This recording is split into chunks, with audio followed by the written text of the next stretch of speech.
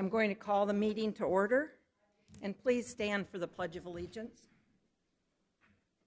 I pledge allegiance to the flag of the United States of America and to the republic which stands, one nation, under God, indivisible, with liberty and justice for all.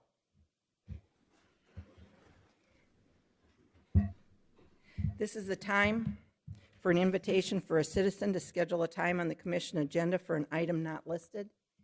Do we have anyone present to do that? We do not.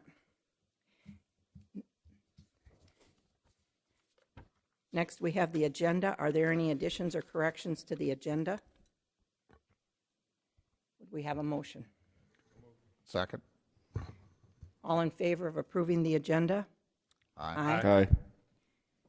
On our consent agenda this morning, we have approval of minutes, approval of travel and education requests, and approval of the Human Services report. Do we have anything to add or correct on the consent agenda or remove? Would we have a motion to approve the consent agenda? So moved. Second. Roll call, please. Jensen? Aye. Miller? Krogman? Aye. Bartley? Aye. Pierce? Aye. Motion carries. Approval of claims. Are there any additions or corrections on the claims? Move approval. Second. Roll call vote. Miller? Aye. Krogman? Aye. Bartley? Aye. Jensen? Aye. Pierce? Aye. Motion carries. Misty, would you like to go first on department head reports? Thank you. Jeff, would you like to go next?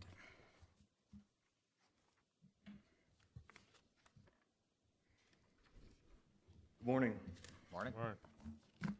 I don't have a lot, just more or less some tidbits of what we're doing in our operations these days, crack sealing in between all the snow events. We will get it. A lot of these nuisance snows have kind of slowed that process up, so to speak, but our seal coat program will be up in the northeast corner of the county. That's where we're crack sealing also. Patching also will be up in the northeast part of the county. It's that time of the year. We battle the snow and the ice, but with the warmer temperature, it's easier to get the roads cleaner, quicker. We've had a lot of culverts freeze with the freeze thaw, so they're plugged. So we're pumping water across the road. I think we're up to 5 or 6 spots now. Hopefully Mother Nature's gonna help us out. We got the backhoe out today, trying to expose the ends and do what we can to get them open. Load limits, I guess everybody knows, next Monday. Other than that, I guess, unless you guys got some questions, that's about all I got. Anybody have any questions? Thank you. Thank you. Sheriff?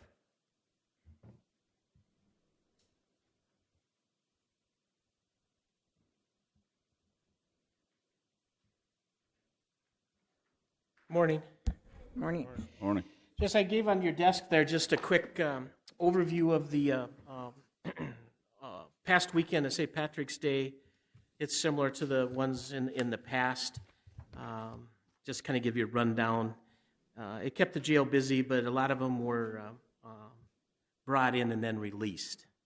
So it didn't overcrowd us over the weekend or anything.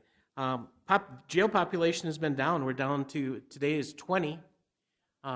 Yeah, but you never know when that's going to change. And then the other sheet I gave you is just show you what we got pending. Current out-of-state warrants. There's 4 that are out of state that are waiting extradition. As soon as they get their extradition taken care of, then we'll be, all those are going to come in on private transport. It's a lot cheaper to do with the interpack that we got. The bottom 2 are in custody. We've got them in custody already, so the bottom 2. So just give you a little idea where we're standing on that. The other thing is today that I'm going to salvage, if I recall, last commission meeting, I had a deputy sheriff that slid into Highway 14 and was hit by a semi, and that car is totaled. They said the car's worth $8,000. and they take $1,000 off the top for the deductible, so we'll get a check for $7,000. Well, just checking with surplus and stuff, there's not anything worthwhile for $7,000. So what I plan to do is that I'm replacing 2 vehicles.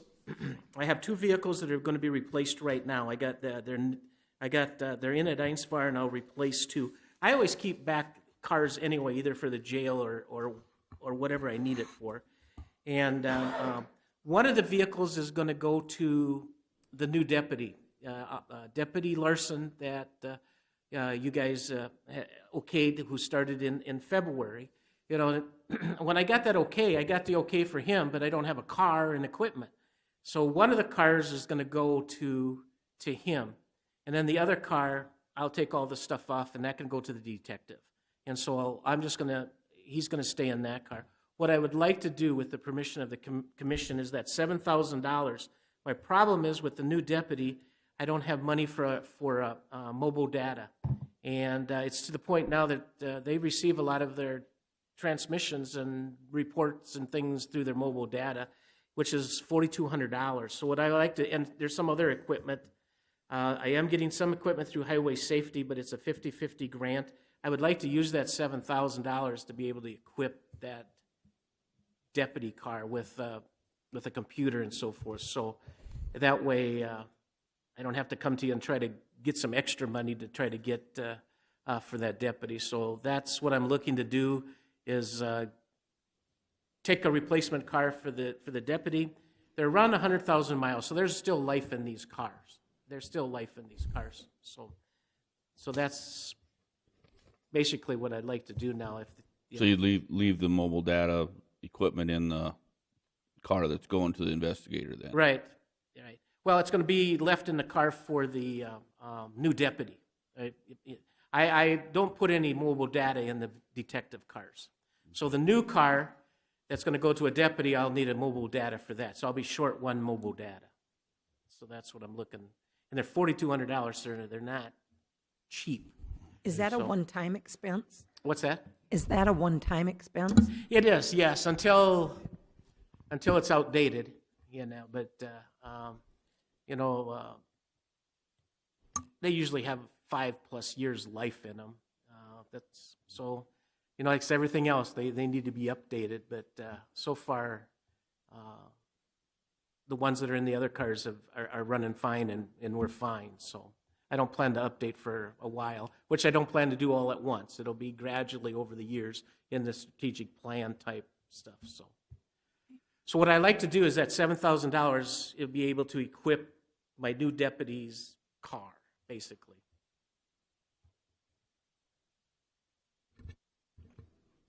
I see no reason why you can't do that.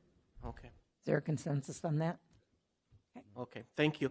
The other thing is that we had our, and I'm sure you guys will talk about, Commissioner Miller and Commissioner Jensen will talk about this in their reports. So we had our first open meeting with the jail committee, and I'm just throwing it out to the commissioners that weren't there, that maybe it'd be a good idea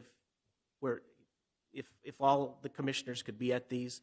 I think now that it's open, you don't have to worry about anything other than I was a little disappointed with our architect a little bit yesterday, but we can overcome that. But I think, Commissioner Pierce, you had some ideas about a design, and I did ask him about some different designs, and that to get them to us so that we can look at them and then give them some ideas and things like that. And I think it would help that if everyone, of course, I'm not telling you guys what to, I'm just suggesting if it's open, and I think it shows unity of all of us, if that makes sense. Do you know when your next meeting is? Is that set? Not right now. Now, Not he's right supposed now. to be getting some stuff to us, and so that we can kind of review. So that's just, I'm just throwing that out. So, Perhaps, Stacy, you could just let us all know when the next meeting gets scheduled. okay. Other than that, if you have any questions. Okay. Thank you. Oh, I think, Commissioner Miller, you were going to talk about the lights, right? Oh, yeah, but you, go ahead. Okay. Commissioner Miller had talked about the flashing lights who was going to order or where we were at with the flashing lights for the stop signs at 22nd Avenue and 34th.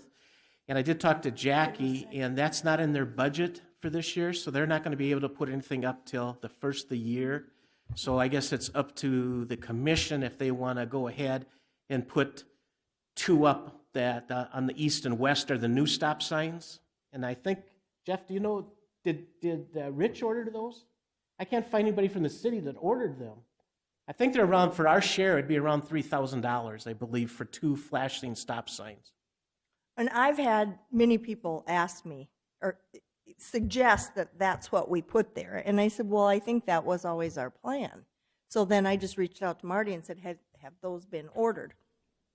And then we ran into Jackie yesterday and she told us, I don't care about the north-south roads. I want that flashing light on the east-west roads like we have on South Main and 32nd. And that's what people are asking for. And a good example, just this last weekend, my daughter was here from Miller, and she went to the grocery store, and she came back, and she goes, Mom, why didn't you tell me you put up a new stop sign? And, I mean, people just don't notice it with that one flashing light, but they will with what we have on South Main. So I think, and we talked to Jackie, and I said, well, maybe we'll just put those up now on the east and west roads. And then whenever you have it in your budget, you can put it on north and south. I have a concern, and somebody can tell me if this is accurate or not, but if I were driving and there's flashing lights 2 ways, I might not see the stop sign the other 2 ways, and I wonder if it's not dangerous just to have the lights on 2 of the directions and not all 4 of them. I agree that the lights should go up sooner rather than later, but is that a safety issue when you just do it going 2 directions? But the other 2 have always been there. Yeah, but not everybody that's driving that road has always driven the road. That's I don't have a concern with One that. thing we could do, commissioners, is that I talked to Jackie prior to that too, and they just didn't have budget. They'll put them up in January. And I said, well, what if the commission paid for the whole works and then you pay us back? And she thought that would be doable. So, and we're talking $6,000. 3 would be theirs. I'd like to see us do that. We would have the We'd capability. split it. It'd be 2 and 2. Yeah, and they just pay us back if we can work that out with the city to pay us back on their next budget cycle. would you like me to get an estimate and come back with you with an estimate and then make sure, or, No, just order them. okay. What's that? 1,600 apiece, so it's around that 3,000, a little over 3,000 apiece, so. Steve, were you going to say something? Yes, we could prepare a short memorandum of understanding as to that small issue. That'd be great. Do we need any action on that, and we can't because we don't have it on the calendar, but will we need that next time? Okay. Would you like me to wait then Are till we we get, taking it out of, Pardon me? what budget are we taking it out of, contingency or? Doesn't that come out of the highway budget? The road budget? Where did it come out of for the signs South on Main. South Main? Was that I'm not highway? sure. I thought it came out of highway, but I'm not sure. Will you check, Jeff? Should I wait till after Steve has the MOU? No, order them. Okay. Thank you. Thank you. Vicki?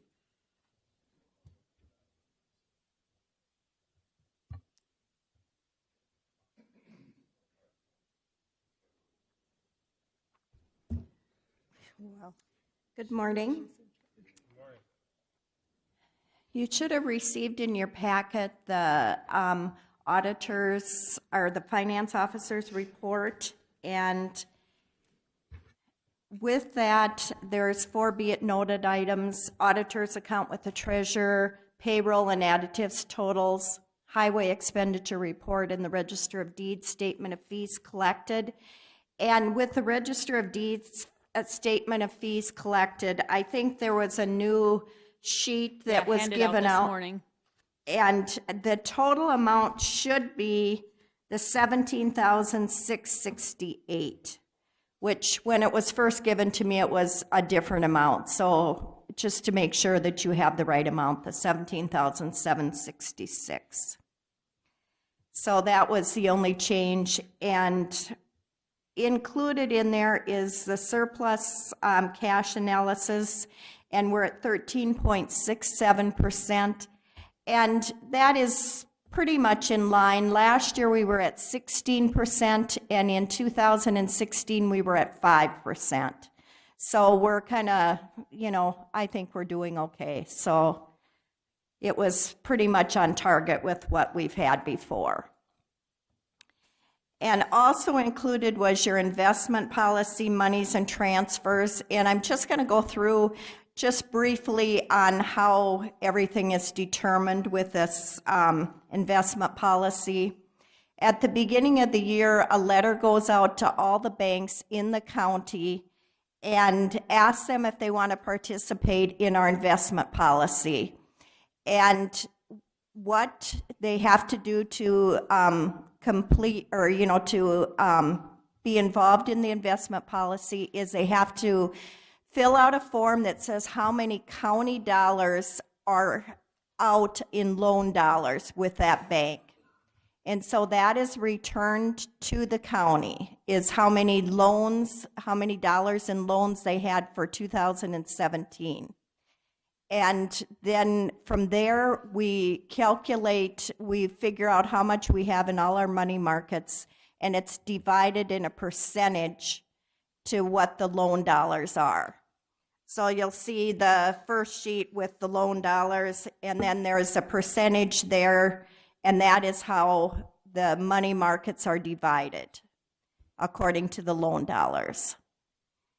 And so then if there's, on the next page, it shows the differences, and that is, we took the red amounts were taken out of those banks to complete what the percentages are. So we moved some money around to complete the investment policy, so we're at the percentages that the loan dollars were.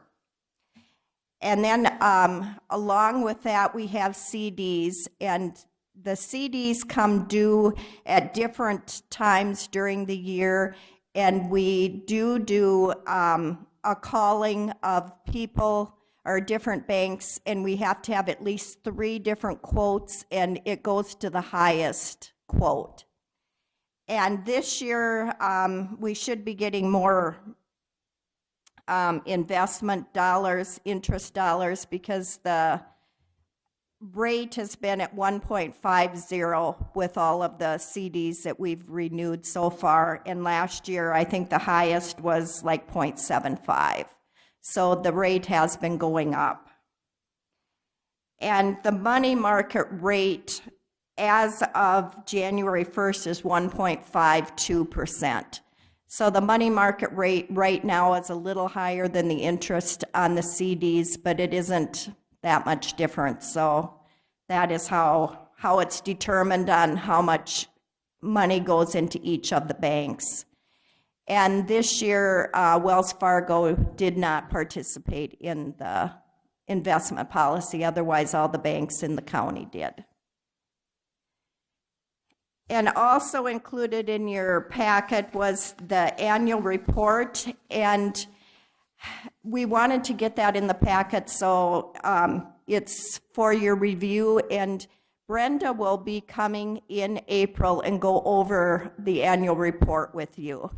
And if you have any questions about it, if you want to get me the questions, I can get them to Brenda, but she'll kind of go through the whole process of the annual report in April. So if you have any questions, just let me know.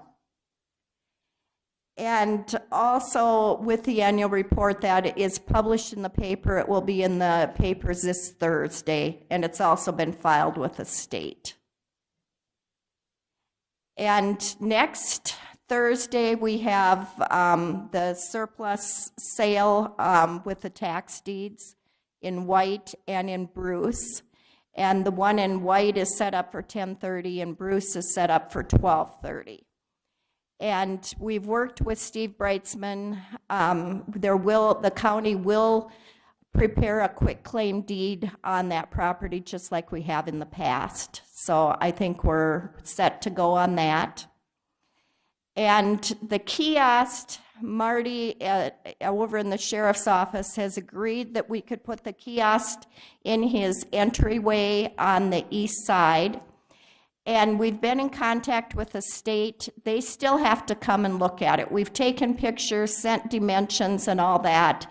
So they still are going to come and look at it to make sure it meets our qualifications. And I'll kind of give you an update on that. But that is the best place we've came up with it, and appreciate Marty being willing to have that there, because I think it would be a great asset to anybody that works in Brookings County or, can do it after hours. So we're continuing to work on that. So we'll give you an update on that when that gets finalized. Hopefully they don't see any problem with it. Any questions you have on anything? Anybody? I just want to say thanks, Marty, because I think that's a great service for our citizens, and we need a spot for it, so. Yeah, I agree. Yeah. Thank you. You don't Thank have you. much room. I'm surprised you could do it there. Mike?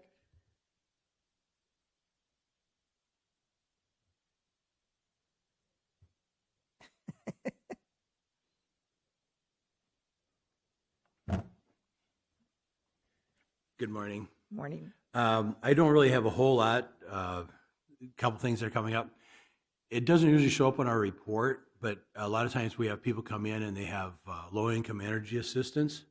We can get emergency reconnects on electricity for that. And if that's the case, we don't necessarily put it in our report, but I do want to point out that it does end at the end of this month. So we might see a little bit of uptake in some of our utility claims.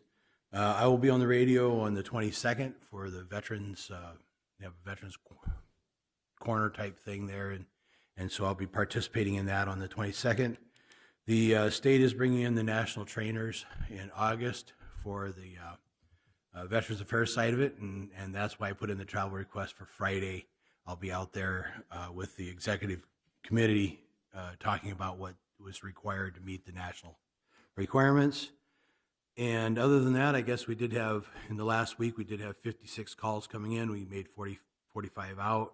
We did have 8 veterans, and then we had 9 on the welfare side, which this is the first time we've had more people come in on the welfare side than the veteran side in quite a while. But I don't think that necessarily is going to be a trend. But things are kind of trending the way they normally have. Again, with the end of the low-income energy assistance, I'll have to see there might be somewhat of an uptick. Any questions? Thank you very much. Bob?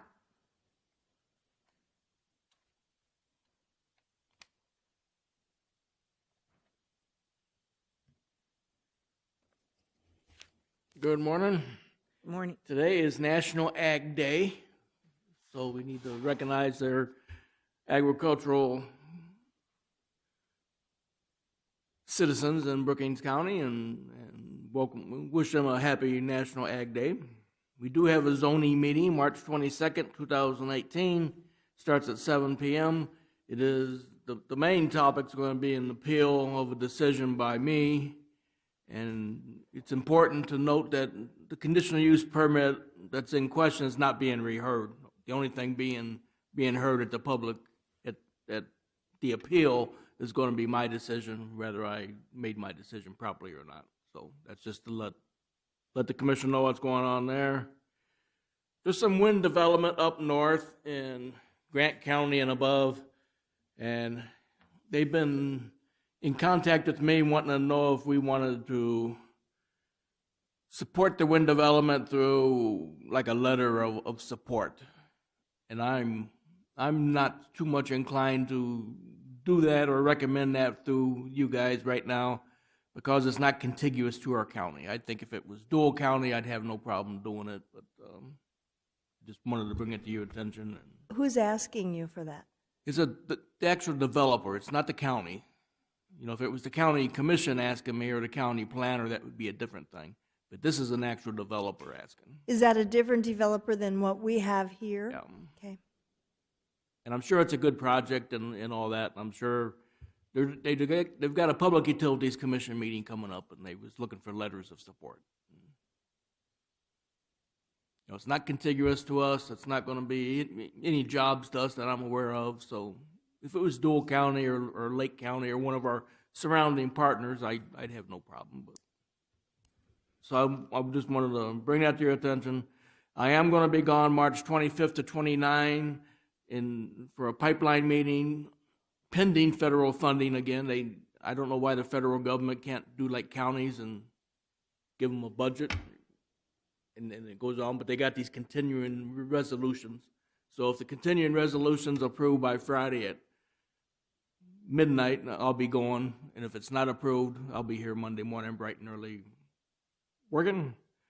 I do plan on taking 4 hours annual leave this Wednesday to run down. We got a Veterans Council meeting. In the afternoon, we've got a ordinance review meeting with the state's attorney's office and our ordinance team. And that's actually coming along pretty good. I don't think it's going to be 2022 now. I think it's actually going to come down to 2020. Maybe we've got some people thinking 2019, so it's looking good in my opinion, but I'm sure Commissioner Pierce will add to that. And last week I finally got off the middle ground on our USDOT grant that we've got, and we've got until September to finish it. I had a travel request, and I went down to Sioux Falls and listened to a Sioux Falls two-way radio presentation, or a Motorola two-way radio discussion. And I also started talking about the grant with the Hanson County Office of Emergency Manager, Kevin Kaiser.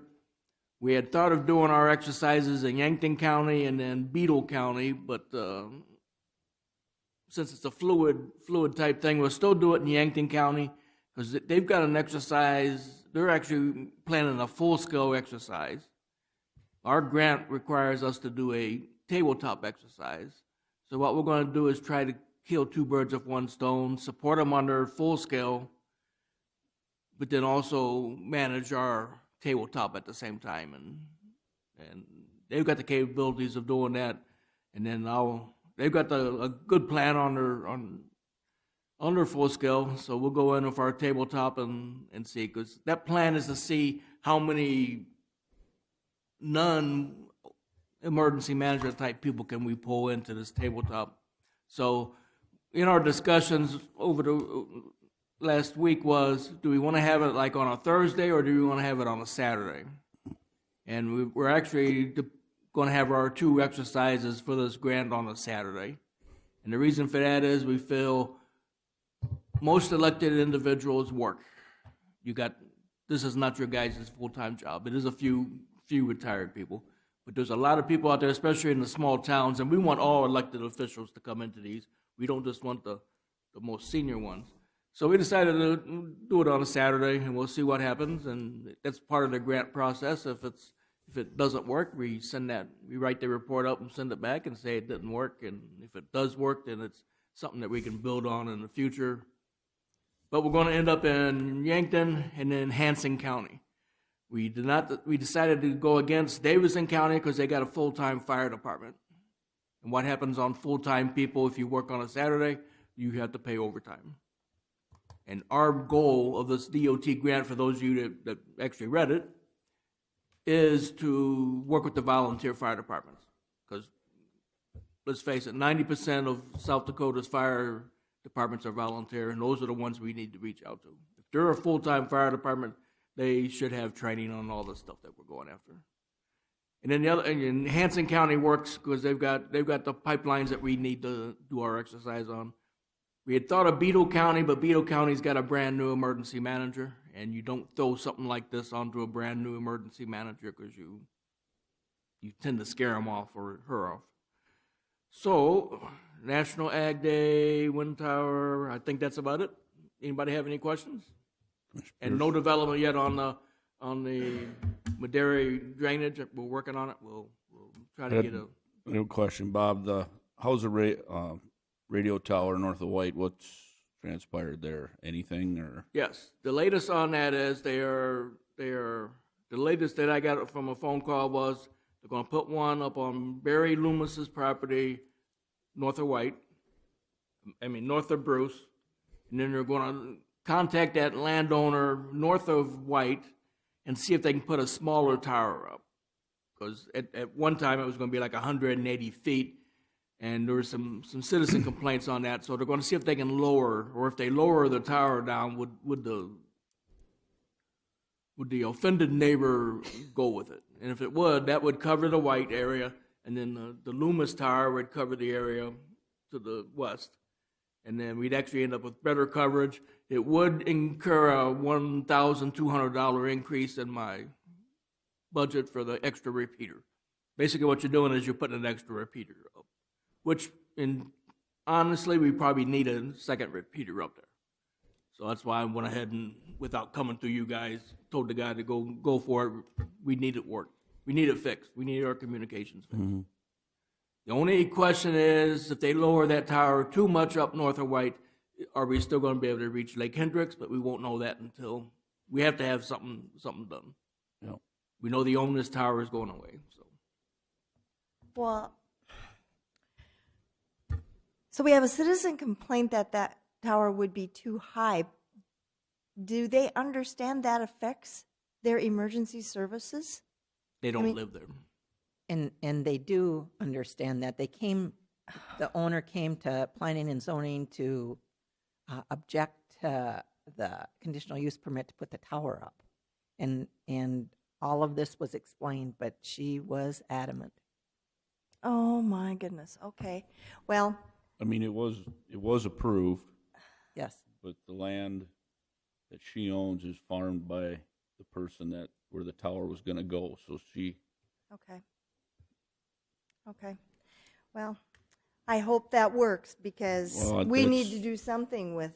If it doesn't work, I mean, I'll have to go out and rent a portable cell phone tower or We could- radio tower and put it up there, or cell phone. The concern I had, Bob, was the lease on the one just north of Brookings. Will that stay up until the other is functional? That is supposed to stay up until the other ones are up. Okay. Yeah, we are not going to be without coverage. And if it ever gets to the point where we are going to be without coverage, then we would have to contract for a portable tower to go up. And of course, I'd come back to the commission for that and get permission to pay for that. Yeah, I don't want to lose what we have, and I certainly hope we're getting something better. According to the radio guy, it will be better if they get these two towers up. Okay. Any Bob, other questions? Yes, ma'am. Was the Wildlife Fire Division letter, is that part of your? I'm sorry. Yep, it is. What the wildfire letter's about is, in case there's massive fires and we need to request state support, or if state needs to request our support, it just basically has a point of contact through the emergency management office. A lot of this information goes to the fire departments anyway. We've, in the Black Hills is where you hear most of the fires occurring. They can happen in the open plains. And I realize on the east side, we don't have a lot of unmanaged plains, but if we did have a massive fire, if you got a coordinator in place, then it's just a simple phone call versus layers and layers. So I read that agreement, and I understand that we would accept all liability for whatever the state did, which I'm opposed to doing, by the way. But what is it that I did not understand from how the agreement was written, other than we have this coordinator who could contact the state for something, but it didn't say what does the state do once they get a contact. Well, just if state needs some of our, it's very similar to what we do in the emergency management field. We've got a master list of what fire trucks we've got. If this building goes down and we determine we need a generator to replace the one sitting out there, I can call state. They've got a master list. They can pull a generator out of Yankton and direct it to be brought up here. And it's the same way at the fire service. If they need a Class 1 wildfire team, they know where they're at, and they would coordinate me to get hold of Aurora, who's got one, and ask them to go over. from what I Mr. can understand. It's something that Mr. Struy had done, my predecessor. And that contract, I think the last one we actually had in place was 2012. And they're just asking to update the contract if we want to do it. Mr. Brightsman, did you have an opportunity to review this agreement? And I'm curious, who is our county rural fire coordinator if we had a prior agreement from 2012? That would have been my office, the person I replaced. Okay, so right now, are you the county rural fire coordinator? I'm the county point of contact, but they want the new agreement approved by you guys saying I'm that person. My office, my telephone number is the point of contact they've got in Pierre. Well, this isn't in front of us for action No. today, but I just had some concerns because specifically it does not say what it is we get for entering into this agreement with the state. I mean, what's the benefit to us? And if that's what you're saying is an equipment exchange, that's fine. I always have a concern when we're talking about doing indemnification with the state, and the state has that language in there that says that they're only going to be responsible for something where they were solely at fault, and if there's partially our fault and partially their fault, we pay for it all. I just have some concerns about that particular language. And then I'm curious if the City of Brookings Fire Chief has had an opportunity to see this agreement. Is he familiar with this? Well, I have not approached them with this agreement. We do have, I believe, next month going to bring a resolution into you about some kind of National Wildland Fire Day that I have approached him with and he has no problem with, but I have not spoke to him about this particular agreement. And the only reason I ask that, first of all, it deals with fires, but secondly, the coordinator can be our emergency management person, or it can be a fire chief. And I'm wondering if he's familiar with this agreement, if he has any comments on it and how it's been working in other parts of the state. This isn't something that's new. No. I mean, this has been going on for a long, long time, and all of the volunteer fire departments, anyway, most of them are familiar with this and use this. And what they do, if they're trained, not all firemen are trained to be able to do this. That's If they're trained and they're needed, they can go. They don't have to go. And what it does is bring money back into their fire departments because they get paid to go out and fight those wildfires. So I would bet money that our fire chief is well aware of this because most of at least the volunteer fire departments are. I'll have it put on for an action item on the agenda, and then I will touch base with the fire chief, and if necessary, I'll have the fire chief in the audience when we do it next time. And then council have a chance to review it too on that liability issue. Okay. Very good. Anything else? That's all I got. Thank you. Thank you, Bob. Next, we have an action to approve Agreement 18-36, an application for occupancy of right-of-way of county highways made by Sioux Valley Energy. Move approval. Second. Any discussion? Call the roll. Krogman? Aye. Bartley? Aye. Jensen? Aye. Miller? Aye. Pierce? Aye. Motion carries. Item B, action to appoint Chris White as a limited deputy state's attorney for Brookings County, South Dakota. Move approval. Second. Does somebody want to explain this one? I think I can make a brief comment, and that would be that this attorney is handling other similar cases in other counties, and so would have the familiarity with the issue, and it seemed efficient to proceed this way. It was my understanding that there's one defendant involved in multiple counties and that there will be no cost to Brookings County for the appointment of the limited deputy state's attorney. Is that correct? Okay, and I think I did hear that or see that in an email, but do you know, Stacy, about anything on that? That was my understanding too, that there wouldn't be a cost for this individual. Right. That was my understanding, but There shouldn't be in a state's attorney's capacity. Right. Anything further for, call the roll? Bartley? Aye. Jensen? Aye. Miller? Aye. Krogman? Aye. Pierce? Aye. Motion carries. Item C, action to approve a funding request of $1,500 made by the Uncle Sam Jam. Move approval? Second. Discussion?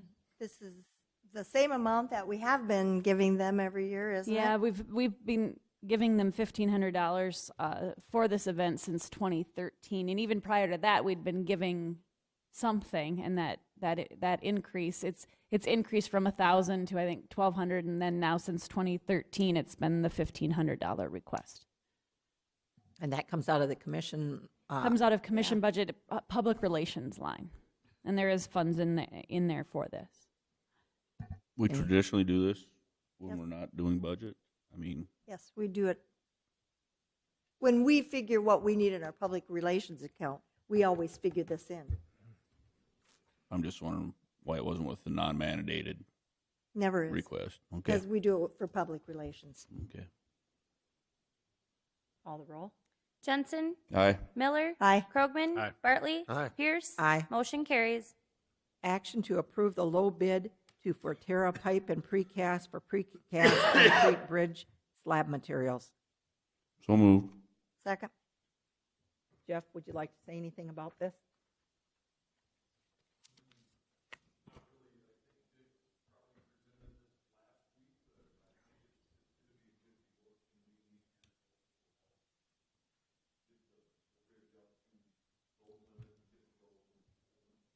Faster.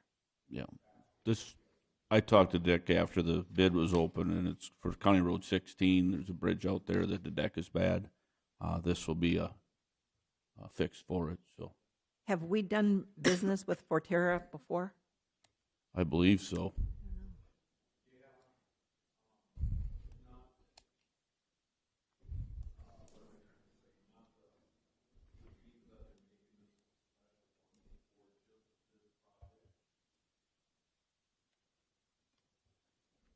Any other questions?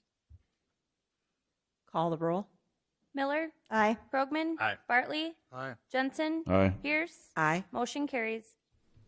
Item E, action to declare a 2008 GMC Envoy as surplus property for salvage. So moved. Second. Any discussion? Sheriff, did you want to add anything?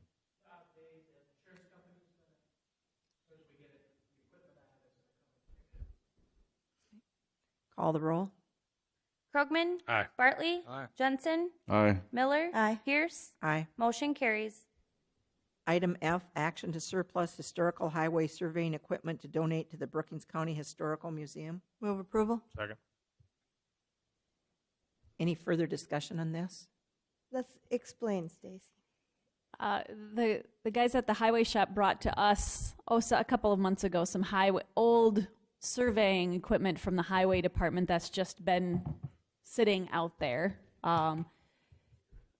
Michelle had kind of made a small display of that equipment at our office, and we've been working with the museum folks on another project for this building, and they saw that equipment sitting on that shelf, and it intrigued them, and they were wondering if it was something that we'd be willing to donate surplus and then donate to the museum. And their plan is to take it to put some information out and place it in the museum. So I personally think that is a wonderful place for it, and I'm thrilled that that's what's going to happen to it.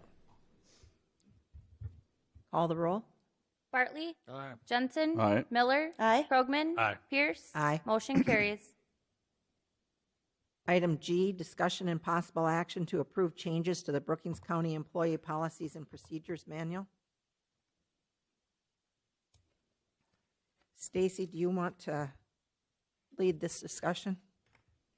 the first item that I would like to discuss as part of the employee manual is that administrative leave policy. There's actually three: administrative leave, the weapons policy, and then our smoking policy.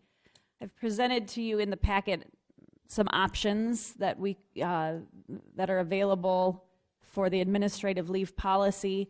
Some different things, different ideas have kind of been tossed around with this. there's always that question whether, you know, what we've had in the past is similar to that very first paragraph, other than the very first may was a shall, and instead of getting, it wasn't with commission approval because it was just in the manual that we would receive those days. So if we're looking at keeping something very similar, it would be that it would still be Good Friday, the day after Thanksgiving, and what is given for Christmas Eve or at Christmas, if the state also grants the administrative leave hours. So if the governor gives that as an admin leave to state employees, then with the commission approval, so this would then come back to this board when those dates would, if and when those dates would be given at the state level, the commission would give final approval. Some ideas that have been tossed around is to, you know, get rid of that language that says we're going to do what the state does, and just come up with a policy that says this is what the county does, regardless of what the state does. Last week at the meeting, you did grant 4 hours of administrative leave for Good Friday. So the discussion has kind of been around just those holidays that have been in the policy in the past. The Good Friday, Friday before Easter, the Thursday or the Friday after Thanksgiving, and then Christmas. So Good Friday is fairly simple because Good Friday is always a Friday, and it's the date fluctuates from year to year, whether it's maybe March or April, but it's always on that Friday. And again, the Friday after Thanksgiving stays consistent from year to year too. Christmas Eve is sort of a moving target because Christmas moves around. It's not always on the same day every year. So there's been discussion on just leaving that out altogether and not doing anything at Christmas. Or the last suggestion that I had put in there was if Christmas Eve would happen to fall on a Monday, Tuesday, Wednesday, or Thursday, you could give 4 hours of admin leave, close up at noon, similar to what you're doing on Good Friday. And the reason I say Monday through Thursday is because if Christmas Eve happens to fall on a Friday, the policy already is that if Christmas Day is a Saturday, we get the Friday prior. So that Friday would be Christmas Eve anyway. So any thoughts? You can, and ultimately this is completely up to the board. These were just options that I'm giving you. So Would you pull up on the screen our current holiday administrative leave policy so we can see the whole thing? did we have that in the?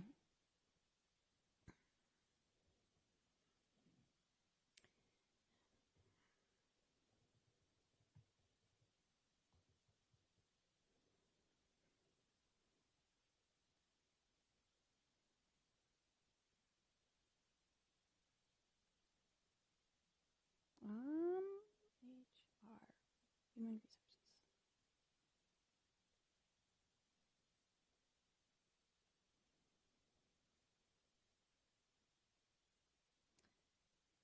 I'm gonna go back and look. What is that one? Did I have that in?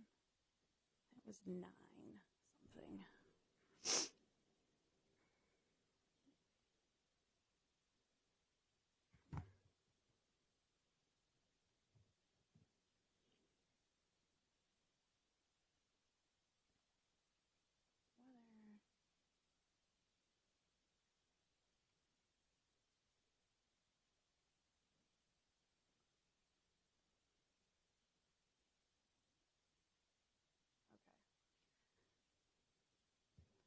So you wanted to see the administrative leave policy, correct?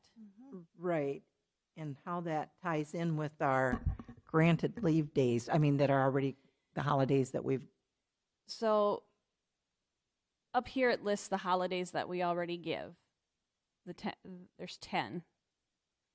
And then I want to say administrative leave is 9.5.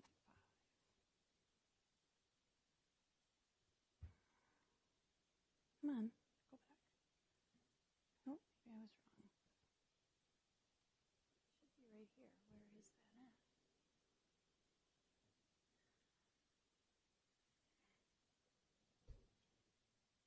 we had a whole heading that said administrative leave. It flipped past the, oh, really? Did I? already pass it?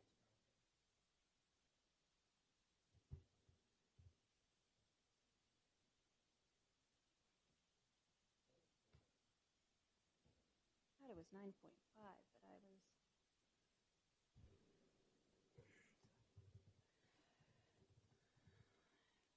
There, administrative vacation.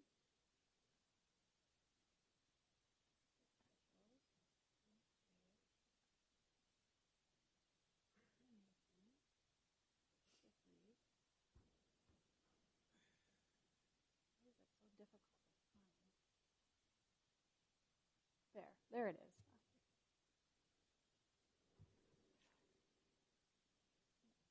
It is a 5. So So it's this. This paragraph here. So it's what I had in the packet, except that mine just had the changes. So the county will grant, and then I changed that to may on Good Friday, the day after Thanksgiving or Christmas Eve, or specified date of Christmas Eve falls on a Saturday or Sunday, when and if the state also grants administrative leave hours during those periods to state employees. And then it talks about those that are required to go to work, highway department if there's like inclement weather, sheriff's office, obviously, they'd be given the same amount of administrative leave to use at a different time. So they'd be granted those hours. They just scheduled them into their. what is the difference between, so we list our holidays, and if you'd pull that up above where we've got our holidays listed, so we give these 10 holidays, okay? And that everybody gets that every year, and we don't have to discuss it, and it is part of our package. Then if we're going to always give the day after Thanksgiving, for example, all right, on that Friday, which I like giving the day after, so that's not an argument against it, but why wouldn't we have it then listed in our holidays as opposed to having it called administrative leave? That's my question. Well, that's not a It's holiday. not in there. Okay. No, it's not. It's in administrative leave. So what's the difference? That is exactly what I'm asking. How do we differentiate between holidays versus, are you saying when One it's is general public holiday? administrative leave and one is not. One is, the holidays are holidays. Uh-huh. The day after is an administrative leave day. I don't know what other kind of differentiation. I think part of it is it's been called administrative leave because we've been following what the state Right. does, and that's what the state calls it. So then we call it administrative leave. Now, if we go a different route where we just say it's the county's policy to be closed, we can add that as just part of this holiday list. That's my question. Instead of, and maybe we could just get rid of that entire section on administrative leave altogether, because that's really, basically where we're calling it that, because that's what the state was calling it, and we were following what the state was doing.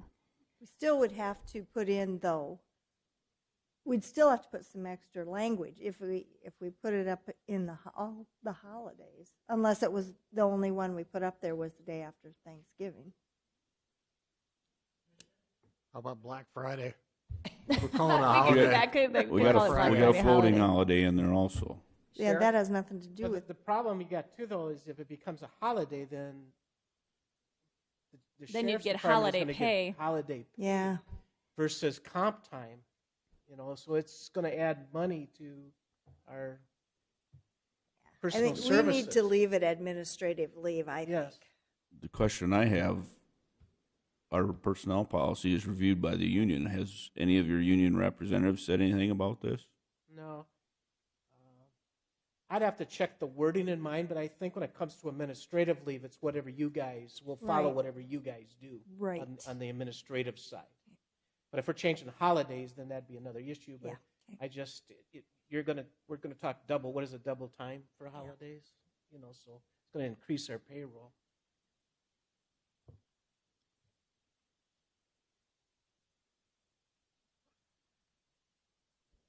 That answered the question. So back to the administrative leave issue then. First, I think the issue is, so administrative leave falls into that category of whatever other time the commission wants to give off for paid leave. And do we want to say that we will always give the afternoon of Good Friday, we'll always give the Friday after Thanksgiving, we'll always give something on Christmas Eve, or do we want to have that discussion before every holiday? I think that's the first thing that we have to decide, whether we want it to be mandatory or we want it to be discretionary, because it makes a difference in how we write it. I want to give our employees the afternoon of Good Friday, the day after Thanksgiving, and at least half a day on Christmas Eve, like it's written here. I don't want that to be debated every year, because then our employees don't know what's going to, I mean, how do you plan when you're waiting to find out if you're going to get the time? You can't make it a holiday, then we pay for that. Would it be possible for planning purposes that the county commission established that at the second meeting in January of every year? Because then you're going to know what the calendar is for the year, obviously. And you just establish it and everybody knows for the year, this is what we're going to do. Next year, the dates change. We establish it at the first or second meeting in January so that everybody knows for the whole year what our policy is. That's possible. That's a thought. What I don't agree with is with the Christmas one, if Christmas Eve is on a Sunday, that we turn around and give 4 hours off on Friday.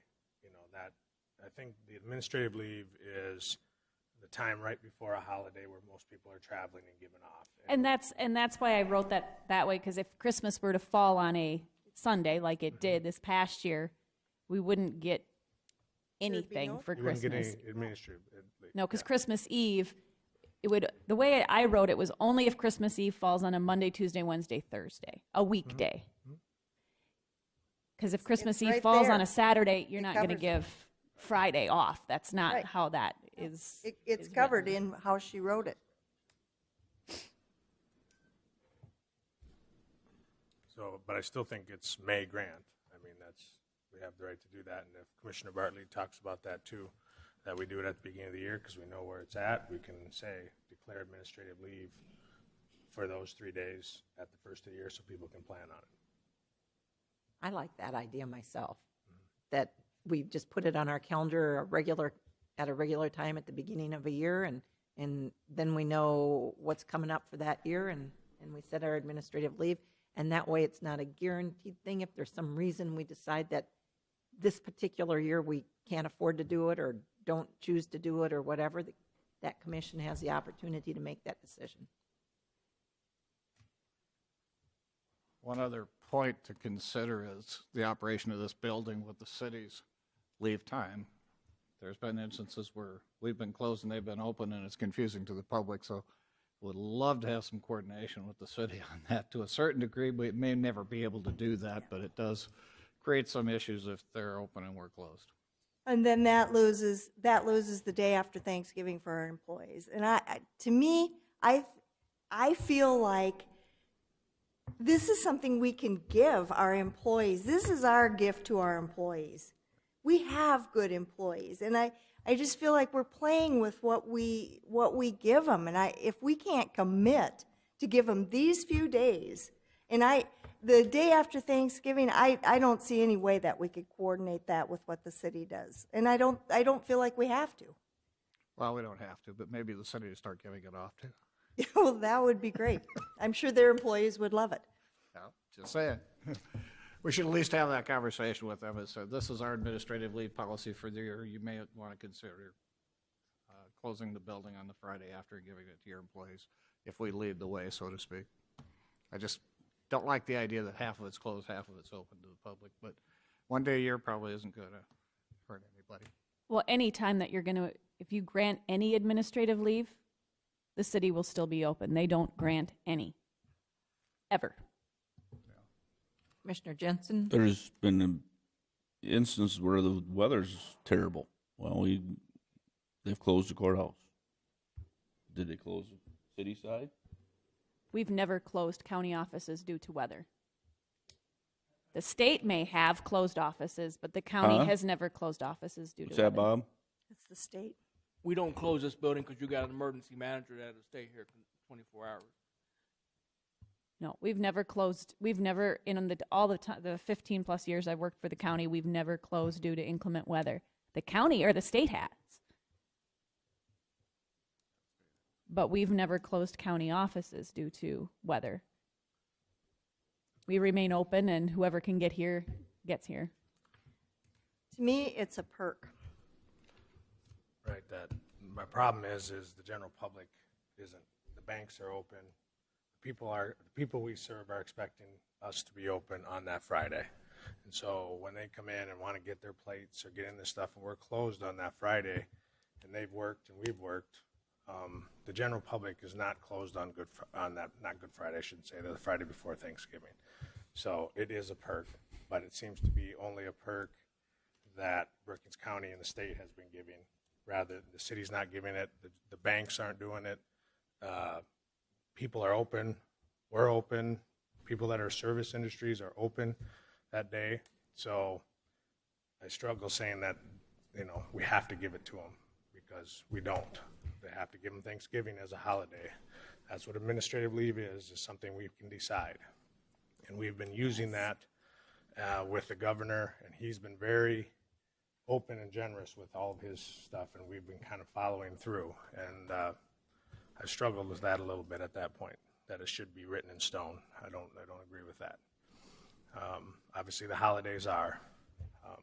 Administrative leave is I think, a year-by-year decision from all of us, in my opinion. I totally disagree with that.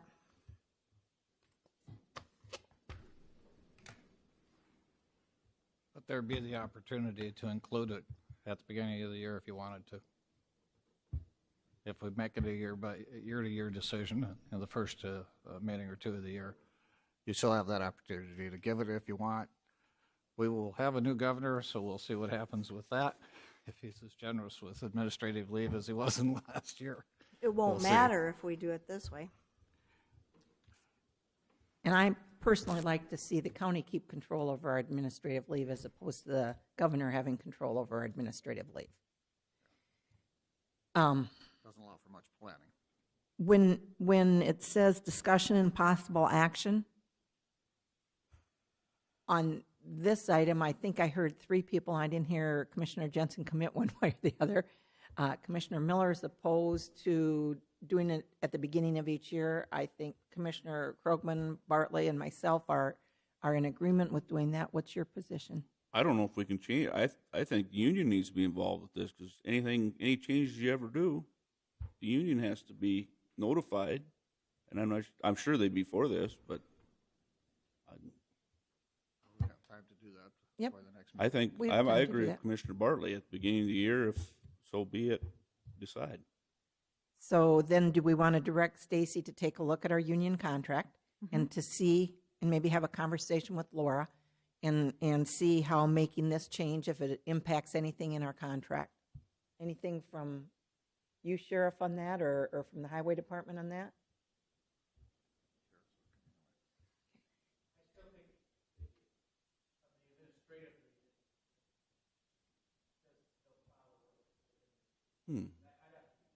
Okay, so let's do that.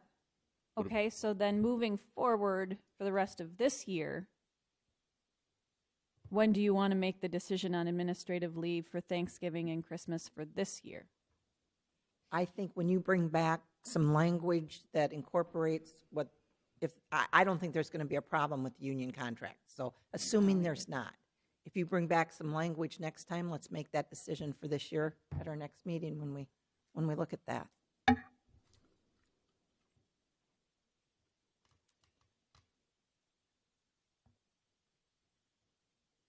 Okay? The weapons policy, was that next? And Steve had developed some language that incorporates both law enforcement in our buildings as well as the Outdoor Adventure Center was our other concern there, because that had not been addressed in our initial weapons policy, which I can bring up here too.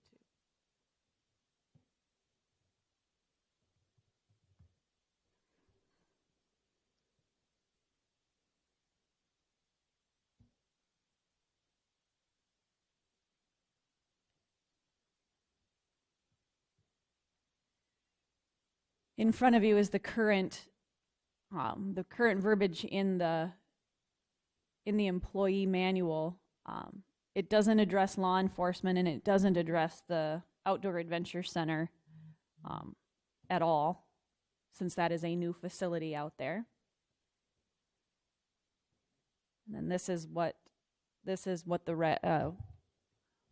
Mr. Brightsman had come up with language, potential language to change it to.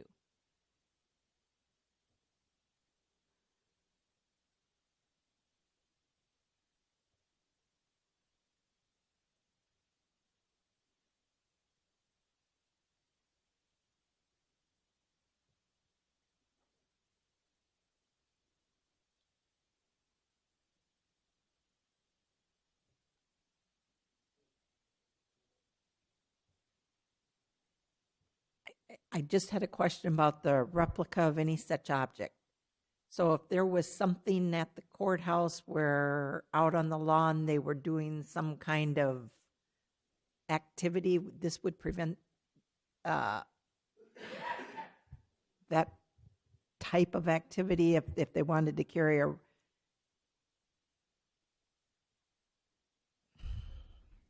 For example, if we were doing a veterans event where somebody was going to be in uniform, and does this prevent that?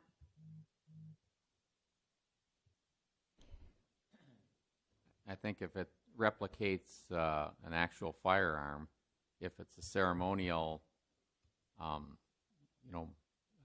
rifle or something or sword that was used, I suppose that probably wouldn't be addressed very well in the policy. But would it be appropriate to put in a sentence to the effect that for ceremonial events, people can request from the commission the right to have weapons or replicas of weapons at a county facility for that purpose? I just worry with the courthouse, and I don't know if that's a veterans issue or not, that there might be something where we would need that. I think we'd want the strong policy that replicas of firearms are prohibited. However, I think we could have a sentence. The Brookings County Commission can grant exceptions to the policy. We'll consider ceremonial uses of firearms or requests to use ceremonial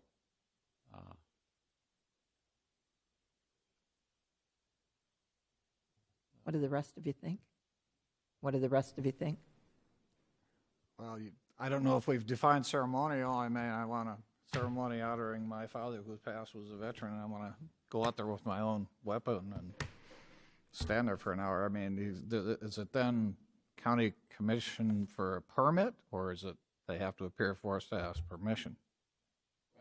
Again, we're thinking off the cuff here, but I recognize that there could be those occasions, and I know that we can develop a sentence, and the word ceremonial would be in conjunction with a prior request to the county commission. So if there is a ceremony, it should be planned, and there should be ample time to ask the county commission for permission to put on a demonstration using a ceremonial weapon or firearm.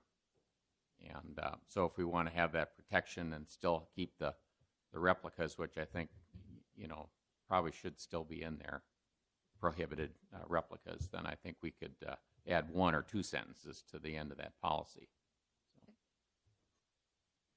Any other comments?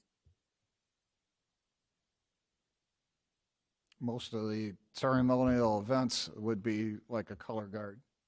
Can you think of others, Mike, other than a color guard? what if a parade stopped at the courthouse green and there were ROTC students that had weapons? I mean, there are lots of possibilities. It's because of the courthouse green that I just would like us to have the ability to make some exceptions. Almost becomes a enforcement exception more than anything else, I guess, but you hate to leave it up to that too. But at the same time, I don't think you're going to cover every. I guess a color guard, maybe ROTC is a color guard, maybe. I don't know. How would you define it, Mike? I agree. It's mostly going to be like you say, the color guards, or if they have some kind of reenactment, which I'm not familiar with that happening, but most all the other ones would fall into the color guard. So if you had a groundbreaking or an open house or something that happened, it would be a color guard more than anything else. Right. We wouldn't allow anything else but a color guard. Possibly that language could be developed. Or any kind of rededication, that would be a... Okay. Yeah, I got you. But it would still involve a color guard.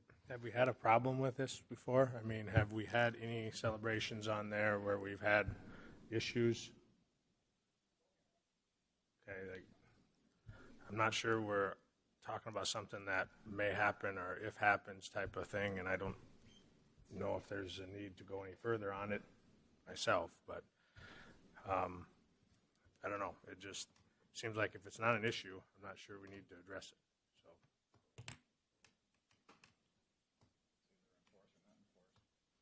yeah.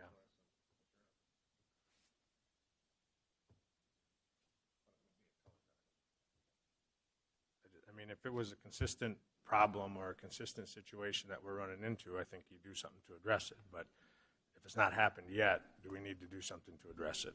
That's my concern. We've had special events where people have done that. Is that what you were asking?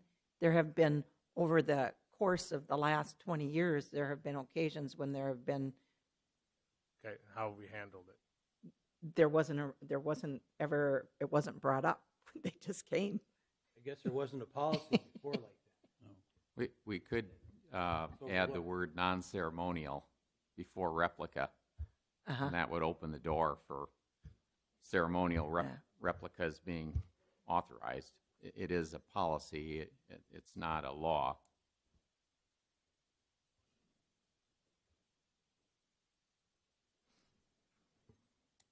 One other issue is that we just keep talking about the courthouse, but we have a lot of other county properties that this also affects, so I'm not sure.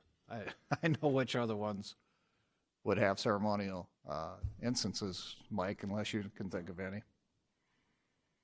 Any other county properties other than the courthouse or this building? Well, yeah, this building we did. Did we have a color guard for this building when we opened it? We had the POW group here represented at that time. Yes, we did. But they don't carry guns. No. Anyway, it's entire county properties. Let's just, not just the courthouse that we're doing this for. Thought. So on this issue, am I hearing a consensus that we want it left as it is, or we want Steve to maybe think a little bit, change the wording a little bit to consider those special events that could come up and give future commissions an opportunity to say, yes, for this one activity, we would allow weapons or replicas of weapons to be on site?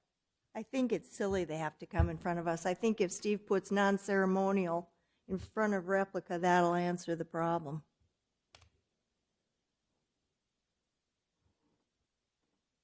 Sounds good to me. I'm not sure we're enforcing what we have here anyway. So,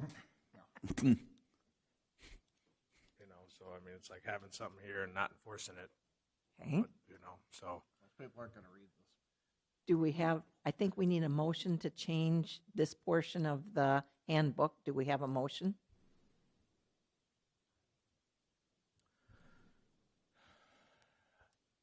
Yeah. I like the Outdoor Adventure Center edition. It's kind of, and I think if we add non-ceremonial replica to it, that should help us. And keep in mind, this is the employee manual, too. This is not. Right. it's not. Exactly. So, I mean, when we're looking at this, this would be solely for ceremonies that would involve, that the county would be involved with at that point, because it would be through, you know, Mike's office, through veterans or something like that. This is not our public policy, so. Right. All right, I'll make a motion. We add non-ceremonial right before replica and then approve the rest of it. Second. Any further discussion? All in favor? All right. Any opposed? And the motion would be approved. Let's talk about smoking. The last one that I wanted to bring up, and sadly, this caught my attention due to conversations that I've had with my young children and what they are seeing in their worlds these days. Our smoke-free environment, or that policy specifically says, just talks about smoking.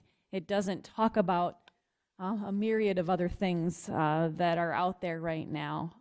Now, again, we could leave it to address just that the cigarette smoking, but there are some other things, smokeless tobacco. There's vaping that's out there now. You know, do you want your employees to be allowed to do that in their offices? Things of that nature. So I guess I defer back to, I really didn't have any recommendations for this other than I wanted to bring it to your attention that this policy really hasn't followed current trends and what we're seeing out there and the different things that are happening.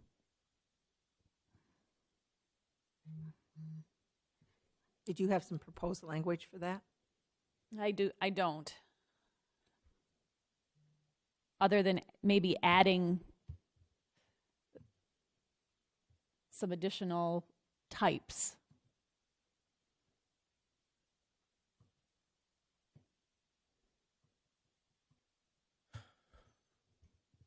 I think we should add vaping to it. That's something that was newer, that's changed, and smoking and vaping would be my thought. And is there something new You don't want that to add smokeless? You don't want... I'm thinking more of The secondhand nature of things. nature of stuff with smoke-free environment. I'm not sure smokeless would be in there, so that's my opinion.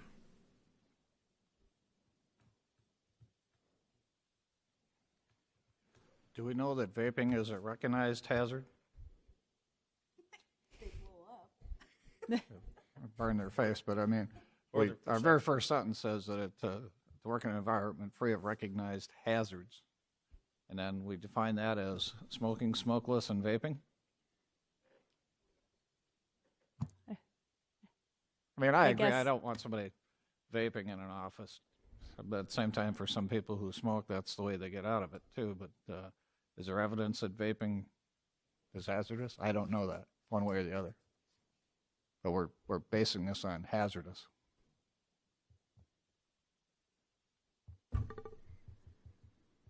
I don't smoke, I don't vape, and I don't chew. So Yeah. And hazards, I mean, I think part of it is too, we go into the health hazards of it going, you know, moving forward. If people are doing these things and they're allowed to do them at work, and they're on the county's insurance policy. That's why I question. I think we have to include smokeless if we're looking for health hazards, for heaven's sakes. Mm-hmm. when you say smokeless, are you also talking about chew? Yes, that's Okay. exactly what we're talking Yeah, about. some other words. So that's more disgusting than vaping. But that does cause cancer. We know that for sure. Vaping, I'm not sure. I don't know if anybody could enlighten me.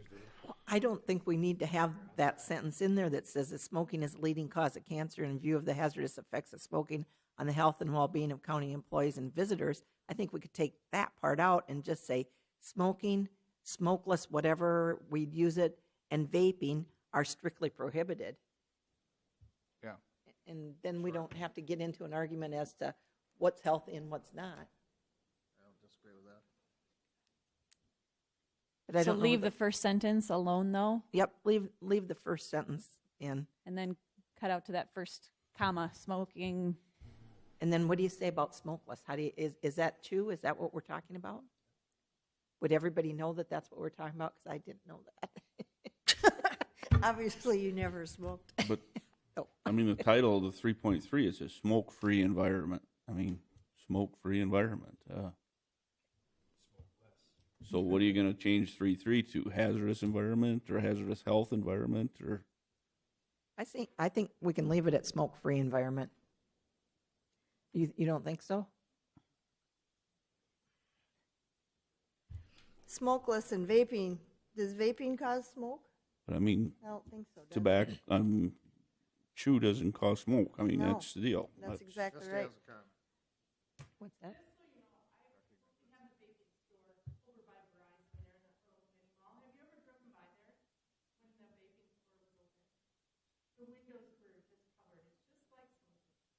Mhm.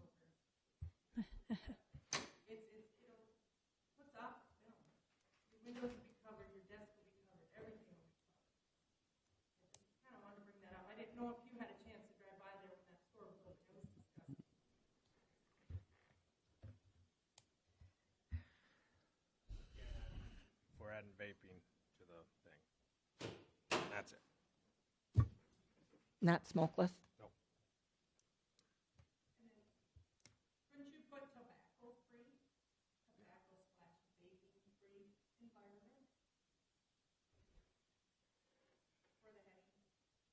Kind of like that because it does, smoking is what we do, but it is tobacco that creates the hazardous problems.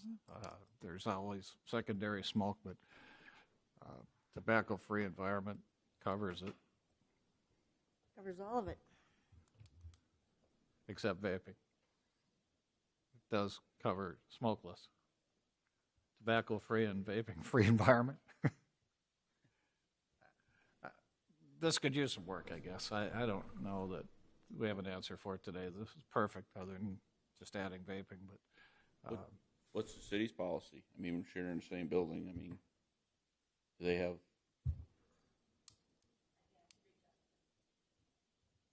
have we had anybody vaping in any offices or chewing? Chewing, yes. We have had chewers? mm-hmm. Okay.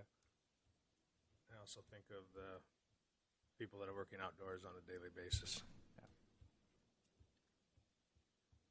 If they're outdoors, they're not on county property.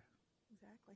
Yeah, but they're in county Well, employees. they can't, correct me if I'm wrong, county, highway, but if they're in one of our vehicles, they can't smoke. But That's if they stand outside of that truck and chew and spit, we can't stop them from doing that. I guess, does anybody sitting over there have an issue as to putting in smokeless into the handbook, or? Enforcement too.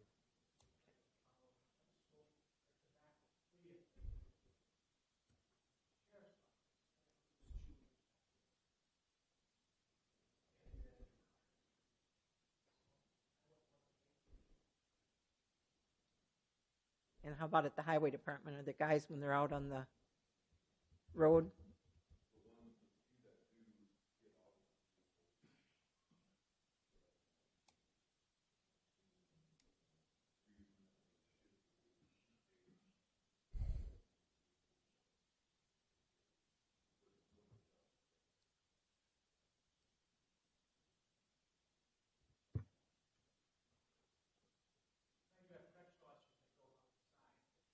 Right.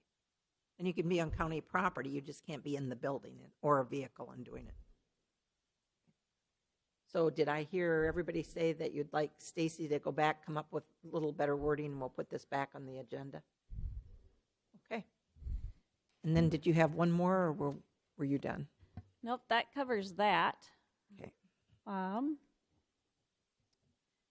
guess we're ready for the next thing on the agenda then. Item H is discussion and possible action to approve changes to the Brookings County Strategic Plan. Included in your packet was a copy of the strategic plan, and then I've done some, just kind of some markups of what I I discussed a couple of weeks ago, or a couple of meetings ago, as potential changes. The first is under Goal 1, Objectives 1 and 2 says that departments will develop short-range and long-range capital improvement and purchase plans by April 30th. We also asked for this information as part of their the budgeting process, which, you know, it's not too far past April because we start doing budgets in May and June. So I said to strike out the April 30th and then put as part of the budgeting process each year, and present that as part of the budgeting process each year. That was my first suggestion. Anybody have any comments on that? Is that satisfactory with everyone? Yeah. Is that okay? Yep. And then under Objective 3, the review the master transportation plan on an annual basis and implement any recommended changes. I guess I'm maybe looking for some direction on that. We have that master transportation plan, which is a document that was developed and given to Brookings County. You know, should this say the master transportation plan? I mean, the 5-year plan we do as part of the big grant process. So maybe this is where that should be addressed, the 5-year plan versus the master transportation plan, or you could maybe put consulting the master transportation plan, but that document really isn't a fluid document anymore. It was kind of a snapshot, it's something to work off of, but where the 5-year plan gets updated annually. So just kind of looking for some direction on that, because I know that master, and if you want to keep the master transportation plan, that's fine. When would you like to see that? Do you want to see that as part of the 5-year plan? When they do the 5-year plan as part of that big grant process, and I guess what expectations do you want with that? So I'm looking for some direction there from the board on maybe some verbiage, or you can choose to leave it as is too. Myself, I'd like to see it at the same time we get the 5-year master plan, because that's an overall picture.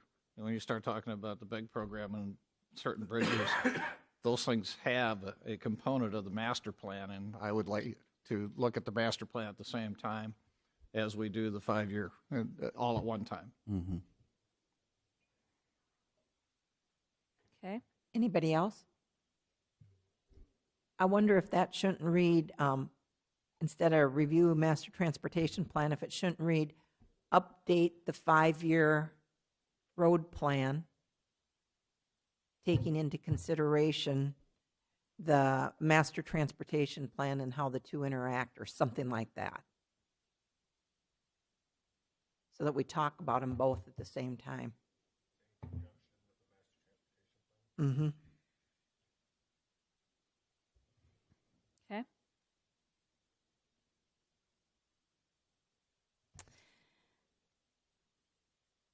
And then under Goal 2, Objective 1, it talks about that salary study or a wage analysis, to do that annually. Our first district of local governments has about every other year done a statewide wage analysis.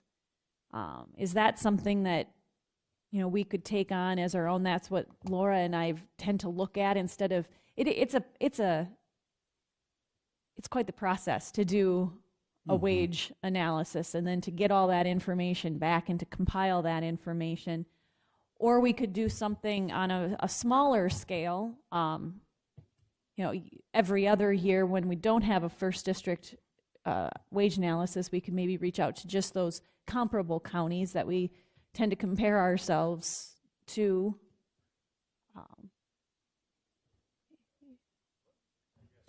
What I found helpful was basically on a case-by-case basis, when we actually had somebody. A specific open. position you're looking at, yeah. I appreciate the fact where Laura or you would call out and say, okay, where's everybody at? Yep. At a time basis. And so I guess I look at it as you know, not a waste of time. Always getting information is good, but is it a priority for us to know that now when we're not using it? And so Yeah.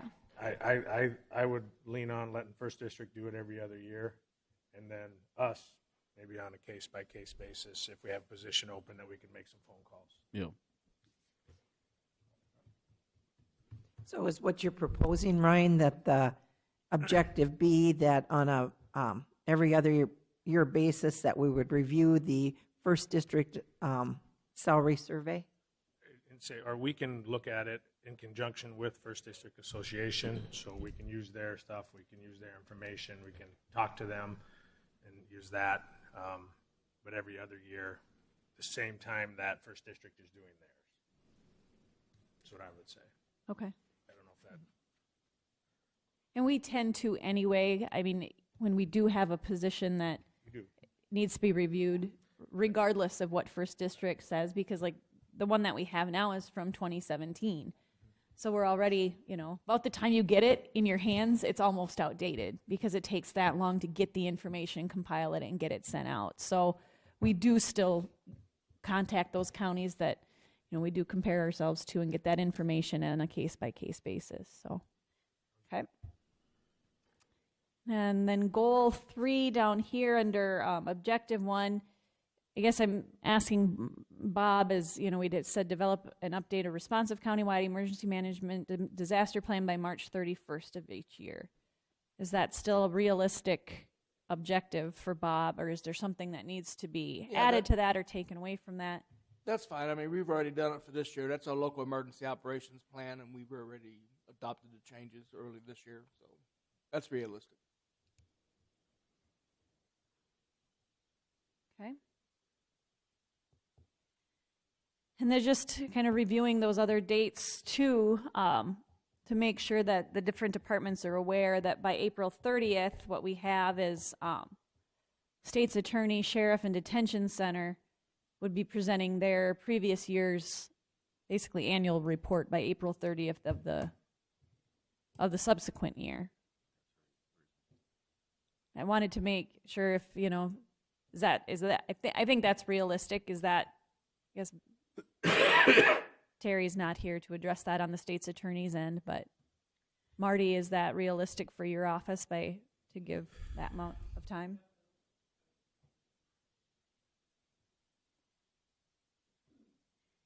And then under goal 4, objective 4, we had the language about scheduling a minimum of 1 annual meeting between county agencies and resources to include municipalities, townships, schools, universities, and other organizations as needed within the county. Currently, we do have 2 meetings, 2 types of meetings that cover that throughout the year. Commissioners Krogman and Jensen are on that intergovernmental group. Those meetings are held quarterly, and they're set up through Brookings Mayor Keith Corbett establishes those meetings. That involves a number of different agencies here in the city of Brookings, the county, the city, the school, the hospital, university is there. So that's more of a Brookings intergovernmental group. We also have the chamber that hosts the intergovernmental meeting annually as well. And that's a very kind of similar group, but that does expand a little bit to include, I think a lot of times we get representatives from our national, representatives from, you know, Thune's office will be there, or Christy Nome's office, or Senator Round's office will be there. So it expands that a little bit. But do you want to, you know, we just had, last week we had our towns and townships meeting that most of you were able to attend. Is there something else, though, that you would like to do that incorporates more of what I see kind of where we're not maybe meeting this goal is with the small communities, maybe the school districts out in the county? I mean, when they say it's towns and townships meeting, it's all townships. It's townships, yeah. There's no towns. You just brought up the fact the small schools and the small towns. I would like to see a meeting that they could come in, basically review what they're doing for the year, their goals and what they're, same with the school district in those small towns.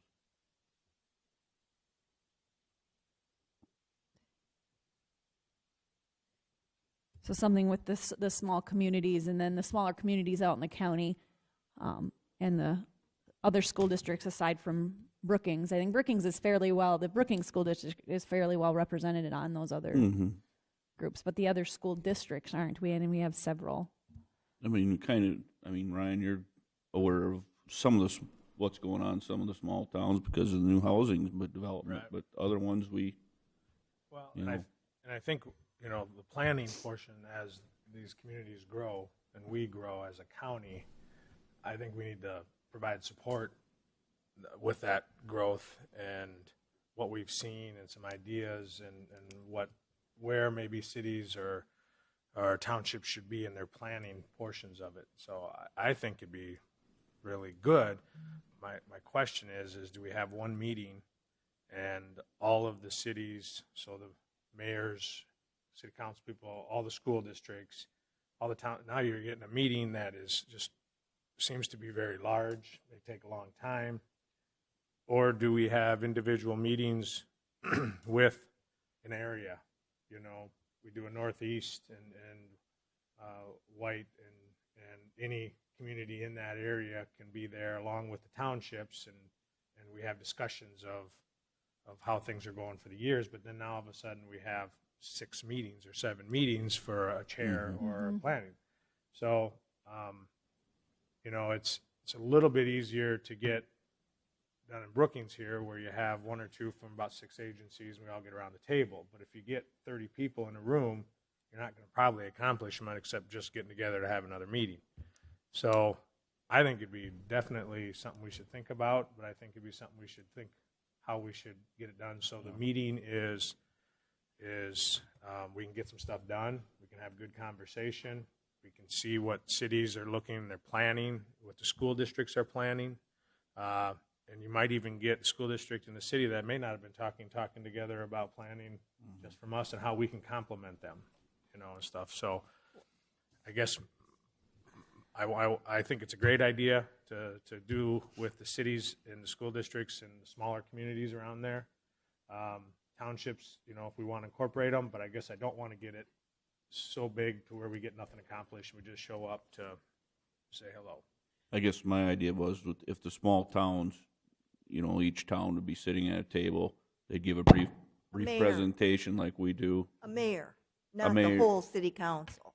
But the mayor and the council could come in, and they could give their overview of what's, just like we do at our other meeting up on I campus. think that's good, but I think that's what we have to try to maybe limit it to is say, okay, one representative of the community, one representative of the school district.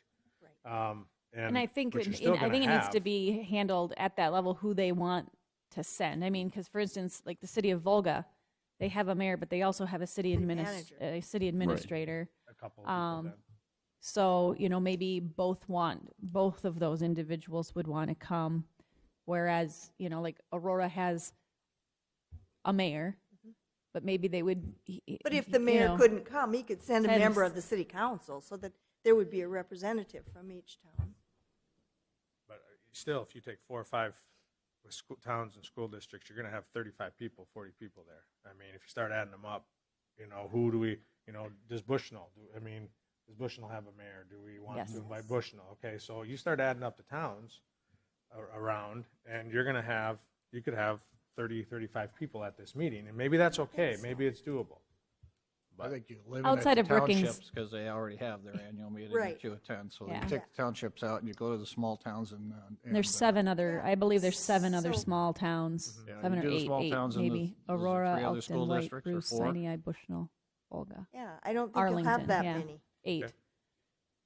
8. I mean, there's 8, a portion, if you invite Arlington, which is a very small sliver of Arlington is in Brookings County, the city of Arlington, but if you include that, there would be 8 other communities. So you're talking, One of the things we do have is a BDC. representative on the BEDC board, and the BEDC board does have some county representation, some mayors and some other communities. not as many as I'd like to see, but at the same time, those informations from those meetings get back to our member who can bring them to us. So it's not like we're not having any communication with these people. We do. We may not hear about all the information at every meeting, but at the same time, if there was something important for us, for our participation, we should be getting that back through the BEDC right now. And the BEDC, the mayor from Arlington and either the city manager or the mayor from Volga usually come to all those meetings. But I don't think any of the other small towns send anybody. It might be, and I think the BEDC has reached out to those other cities, and they're trying to do something to pull people in, but that I don't know that we necessarily need to be working in conjunction with them, but certainly I would think we would invite, even though it's a sliver of Arlington, because their mayor is very active in Brookings County. But would we be looking at us hosting a meeting? Is that what we're talking about? Mm-hmm. And so we've got, when we're talking about our numbers, and we've got eight communities, and I believe 5, aside from the Brookings School District, are there 5 school districts? It's Sioux Valley and Elkton, a portion of Dude Brook, a portion of Arlington, and then a small portion of the Esteline School District as well, are all in Brookings County.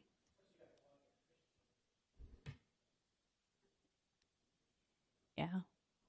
They don't necessarily receive tax support. No. So is that something, I think I'm hearing everybody say that's something that we're interested in doing, that should go into our strategic plan? And are we saying sometime in the year 2018, we would like to host the small towns and school districts for an intergovernmental meeting? Is that? I mean, with 13 entities aside from the county, 13 people, even if they bring a couple, it's a lot. But I think it would be good information for them to hear from each other as well. So I'd hate to see it limited to, if like Ryan had suggested about doing certain areas, now you're looking at having a handful of meetings. So. Again, well, like I said, 13 entities, a couple people, that's 24, plus us is 30, which is probably fine. And if we have a place for that, we can sit down and do it at the OAC out there and get tables out and just kind of discuss. I think part of the thing that is the conversation could be very beneficial between the smaller communities in our town that may not communicate. So through us, but also smaller communities. I know that's what's been beneficial for our intergovernmental is people that have not been at the table together now are in the same room together, and they're kind of collaborating, and I think that would be beneficial also. But I also want it to be beneficial for us as commissioners to understand what the cities are looking at, what they're going, and how we can complement them and help them out in their process. And so I think it's pretty much a win-win, and I think that's fine. 30 people will be fine. We can go around the table and people talk and have discussion. Is there a time, I'm thinking with school districts, I know, July is kind of the 1 month off that school district administrators and superintendents, I think I'm speaking of, for the most part, but administration staff, typically the month of July is pretty quiet for them. They get to kind of wrap up the year by, mid to late June, and then they have July to enjoy a little bit of summer. And then I know by end of July, first part of August, they're, especially here in South Dakota, since we start in around the 20th of August, for the most part, they get back to planning and probably wouldn't be available after that time frame. So I maybe look at and if that would work out. Cities, I don't know that they have any real peaks or downtime for their schedules, and summers are hard too, just trying to catch people. I understand that too. Yeah, you may not get 100% participation the first time, and then again you may. We also want to object to 4 list universities. Is it important to consider that or not? It's already listed as. They're already in on our other intergovernmental. Yeah, I don't think we need them. The SDSU is represented at the intergovernmental meeting that Ryan and Larry attend, and then they are also invited to attend the Chamber's Yes. intergovernmental meeting as Right, well. but they aren't invited, all the mayors don't talk to them. All the school districts don't necessarily talk to them. I don't think, I just, it's in there, so I just brought it up. Right. Were you suggesting, Stacy, July to hold meeting? Because I'm thinking October, but And tell that, me and why that may July. be too. I mean, maybe once, school gets up and rolling too, Mm-hmm. things would settle down for them. I was just thinking for school administrators, if they have time off, that they're not. But, once school gets back up, I would avoid August and September. Right. Maybe them. October, because people won't be gone. So many people are gone in the summer. And do we think we just keep this to the small towns? Do we include Brookings and Brookings School District? I think, If you do, then we're adding a 9th school district or a 9th community and a 6th because I school think the district. mayor, meet with them. I think, I think the mayor meets with, doesn't he have in Brookings County, doesn't he meet with some? I don't know. Keith actually brought this up to me at one meeting. He says it'd be great to have small communities. I think Man. it would be politically incorrect for us not to invite Brookings to participate. But they're not in all the other ones with all the other little towns. Yeah, but I do think the city and the school district we should invite. That's 2 people. Right. I guess I want to see the focus on, I want to see our focus on hearing from outside of City of Brookings. Definitely. And so I don't want the City of Brookings to dominate the conversation that we're having. So that tends to happen a lot when we're talking about Brookings County. We end up focusing in on the City of Brookings. And at this meeting, I'd rather focus in on the small communities and the townships and the school districts, not necessarily. So, we have a meeting with that where we're going, which is very good, but sometimes the numbers that Brookings School District is talking to doesn't correlate real well, or the situations don't correlate as well to the smaller districts. And I'd like the ones that are going through the similar things to be able to exchange ideas, stuff too. So I don't know, no disrespect, don't get me wrong, but I'd like to focus on the smaller communities and the smaller school districts in the City of Brookings, because we tend to dominate our discussion towards the City of Brookings a lot when we get into these there, and that's why we're having our intergovernmental one is basically City of Brookings and that kind of stuff. So I'd like to see a separate meeting focusing on small communities. That's just my opinion. So. What do you think? I mean, the chairman can direct that too. You got 10 minutes to do a brief overview of what you're doing in your community. But Right. the intention is to see what's going on in these small towns, Right. And to learn what's going on. exchange ideas. Right. There's benefits that some of these small towns like First District might not even know that, these benefits are out there and stuff. I'd like to make sure they're aware of them. So.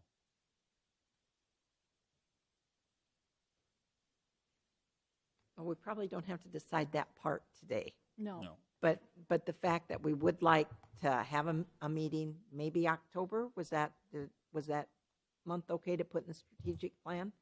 And then have Stacy start maybe working on putting that together. Okay. And then I added an objective 6 under this category to address the BCOAC.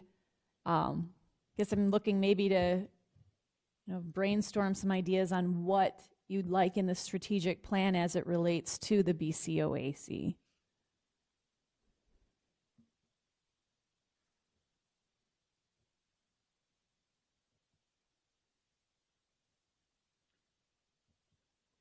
I think it ends up being about the same as Objective 5.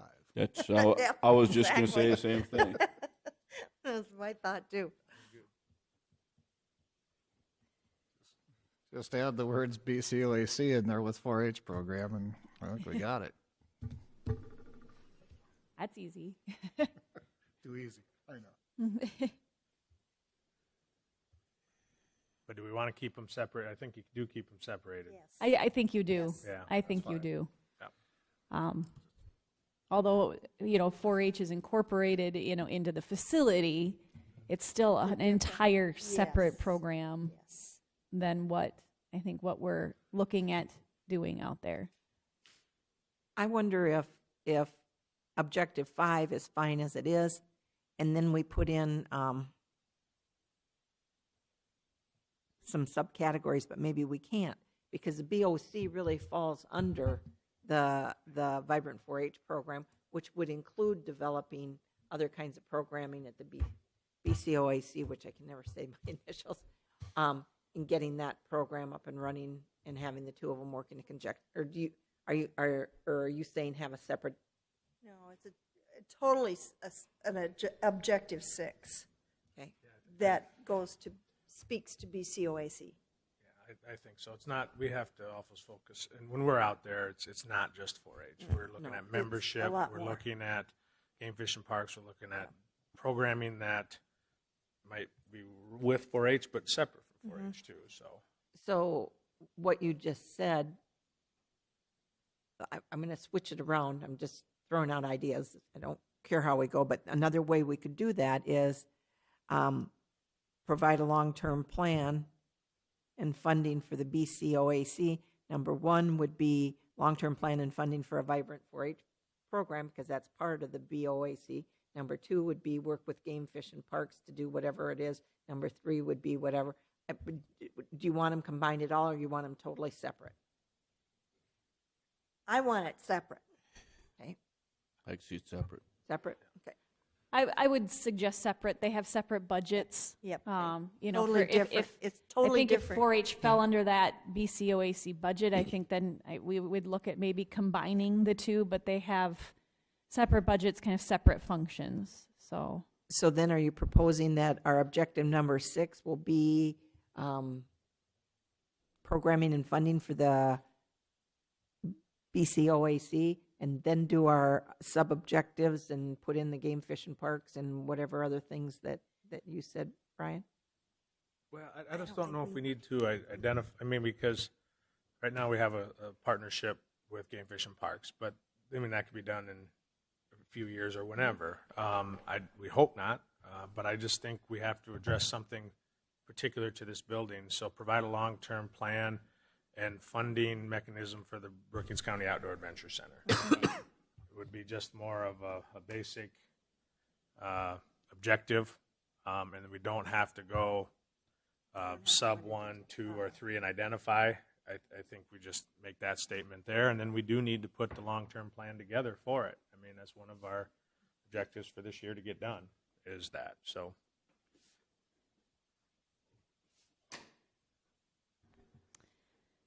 And that's all I had for that. So I will make those changes, and then I will bring those back to approve the document as amended at an upcoming meeting.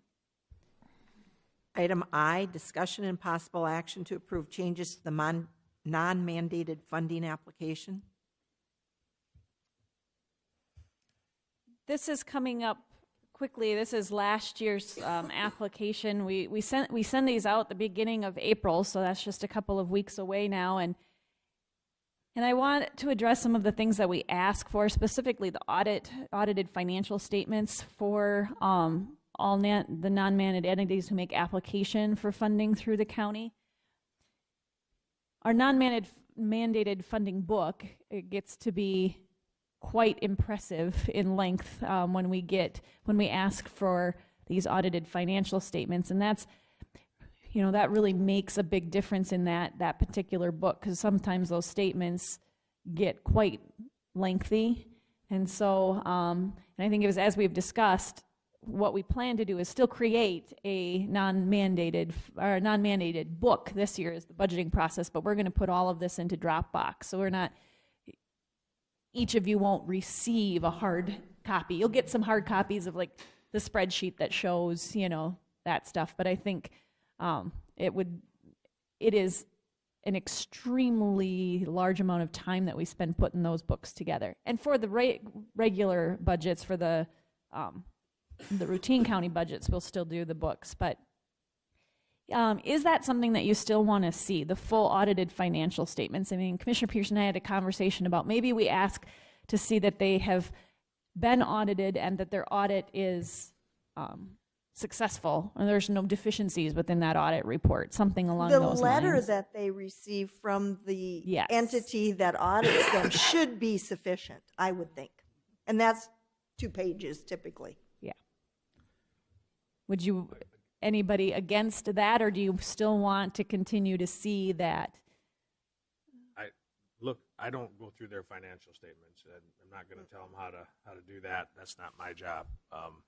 So a letter for me is just fine, because if we have those, me personally, I don't use them, so maybe that's bad, I don't know, but I don't want to waste there, but it's not what I base my decision on, and I don't want to go through their financial statements and nitpick what they're spending their money on, type of thing. But if proposed budget, I understand that, that's good.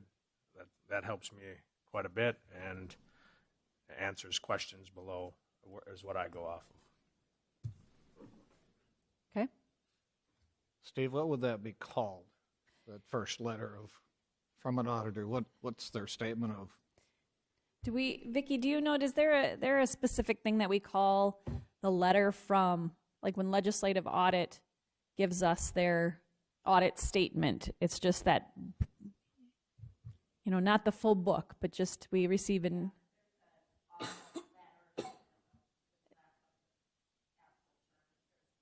There is a letter. We don't know. I can.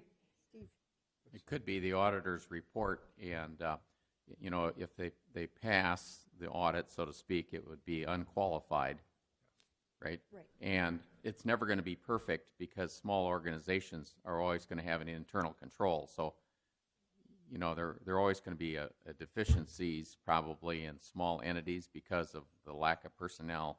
So we can't probably establish a perfect bar or requirement. So I think an unqualified opinion would be basically trouble-free, Well, and as we learned a couple of years ago,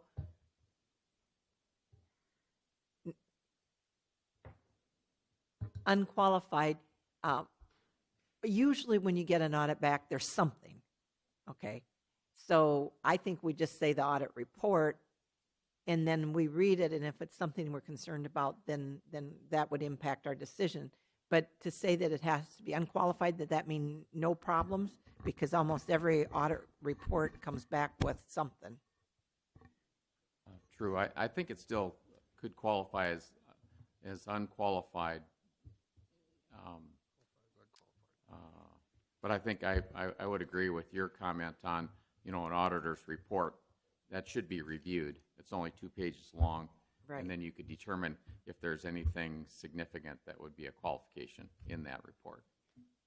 In the auditor's report, they would list several deficiencies were found and mitigated or something in that report. What you want to find out is if they've got a list of deficiencies a mile long. I don't necessarily need to know what they were, but there were deficiencies noted and corrected. Yeah. Because that's in the report. Right. That's all we really need to know. You're going to know whether that entity's audit report passes the generally accepted accounting principles to the degree that satisfies the auditor. It's going to be clear in that report. If there's any significant deficiencies, then basically you couldn't rely on that report, and it'll state that. So then we just make it the most recently auditor's report? Most recent auditor's report? Okay. I just wanted a term for it. Executive summary, sometimes they summarize. I think it'd be audit report.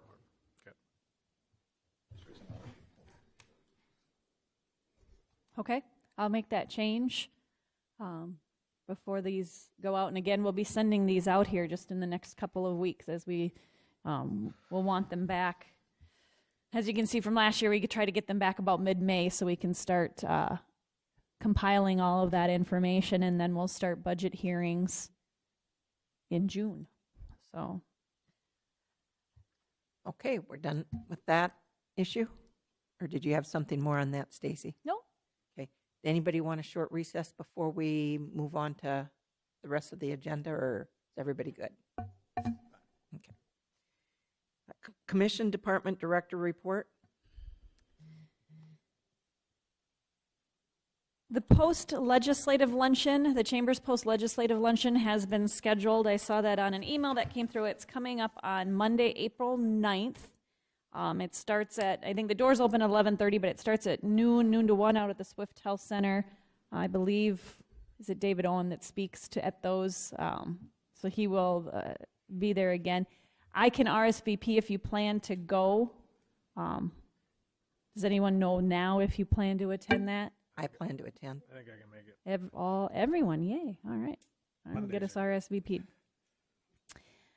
You said 11:30 or? The doors open at 11:30, and then the lunch, I think, is at noon, and then he'll speak Monday, April 9th. Is there going to be an intergovernmental conference along with that? Sometimes there is, and sometimes there's not. Okay. I think that's usually with the pre-ledge. Okay. I'll double check and let you know, but I think that's usually with the pre-legislative conference. Legislative options that might be coming. Okay. Right, yeah. Actually, I will be gone. Sorry. What happened to Didn't see Mondays that. are good. Yeah, except for that Monday. Okay. We had been advertising for the position on the Planning and Zoning Board, but they did not receive any applications. My suggestion or recommendation would be to open it up again until April 10th and see if we get any applicants. Then we can place that on the April 17th agenda. We could do it a little bit quicker. Well, I think April 3rd is our next. It's too fast, I think. We just don't give it enough time, even if I'd like to give it that extra week or so. So if that's okay with you, that's what I will do. We'll work on that. Get that reposted and sent out today. And I'm a little concerned. I did look at the county directory for those 6 townships that are included in that district. And it is a requirement of this position that you live in one of those 6 townships. And there's not all that many people living in those 6 townships. If you happen to know anybody, if you look at your county directory and you happen to know anybody that would be a good planning and zoning board member, encourage people to apply, because I'm not sure how we do our advertising actually gets out to everybody. I have some concerns about that because of the turnout generally we get on volunteer positions. But this is a really important position, and it'd be helpful to get the word out to if you know people living in those townships. We do send it to all of the small town papers and put it on our website and do what we can to get it out.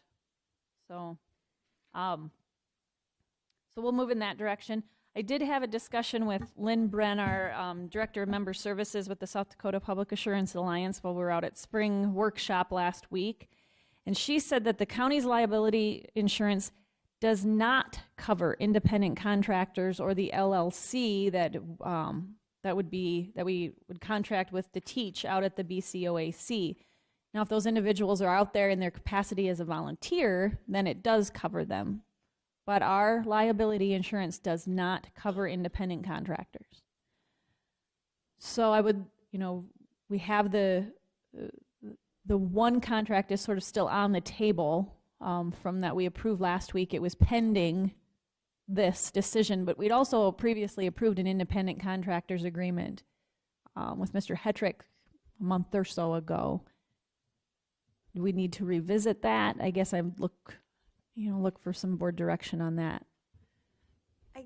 I guess this question is for Steve. Do we need to write in some type of insurance clause in our contracts in light of this information? It sounds like there's coverage, but it's not clear. I mean, he would be operating as a volunteer while he's doing instruction. And it sounds like there's coverage as a I don't think volunteer. I don't think he He's getting is. paid. He's Oh, getting paid. Yeah. Okay, then that is clear. Well, I think that's what we need to find out, and if they do, then we need to write that into our contract, don't you think? And I think we can meet with him, or that's Both just of 'em. one way of solving this impasse and just explaining the circumstances. I don't know, there might be other suggestions there. I've always thought that the independent contractor, if they're conducting the class, they have their own, I mean, I know Mike has his own insurance as a business instructor. He carries his own insurance. And I guess I thought that was a given, I guess I thought, that as an independent contractor, you had your own. The problem is, and Steve, correct me if you disagree on this, let's just do a hypothetical for a minute. Let's say we hired somebody to be an independent contractor out there to teach class.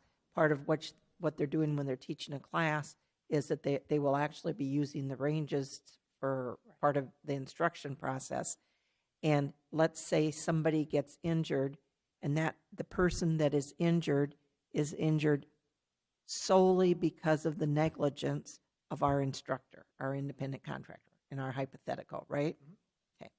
Then they're going to get sued, okay, potentially, and we provide no coverage for them, and I think we should look at that agreement one more time, make sure that it doesn't say we're indemnifying them, because I want to be sure we didn't say that. And then we will also be sued for not providing proper whatever it was that we should be providing. The word supervision comes to mind, but I don't think that's the correct word. All right. I think we've got coverage for us. Is that correct? When you talk to the liability people, we would have coverage for our liability in that situation, Yes. but we have no coverage for the liability of the instructor. Now, Steve, do you agree with my analysis on that? Yep, that would be a good scenario of coverage situations. Yeah. Okay. And I think based on that, maybe we could have Steve look at that independent contractor agreement. And now knowing that we need one for an LLC and one for an individual, look at them both and make sure we've got our indemnification stuff and our insurance requirements right in there. If we are saying that we do not provide liability coverage and that they would be responsible for that, we need to just say that outright in that contract. And he, in the last one, he wanted that indemnification paragraph out. So especially in a situation like that, then I think it's important to say, Right. you know, we provide no insurance coverage. You have to have the insurance. And what I don't know, and again, using that hypothetical, we want to be sure we've got coverage with our carrier for if we hired somebody that wasn't qualified to do the job, that would be the tort that we would be sued for, okay? Anyway, we want to be sure we've got coverage, but if it's joint and several, if there's some reason that a jury'd come back and find it joint and several, or do we have coverage then for this person's negligence? I don't know the answer. Those are just more questions.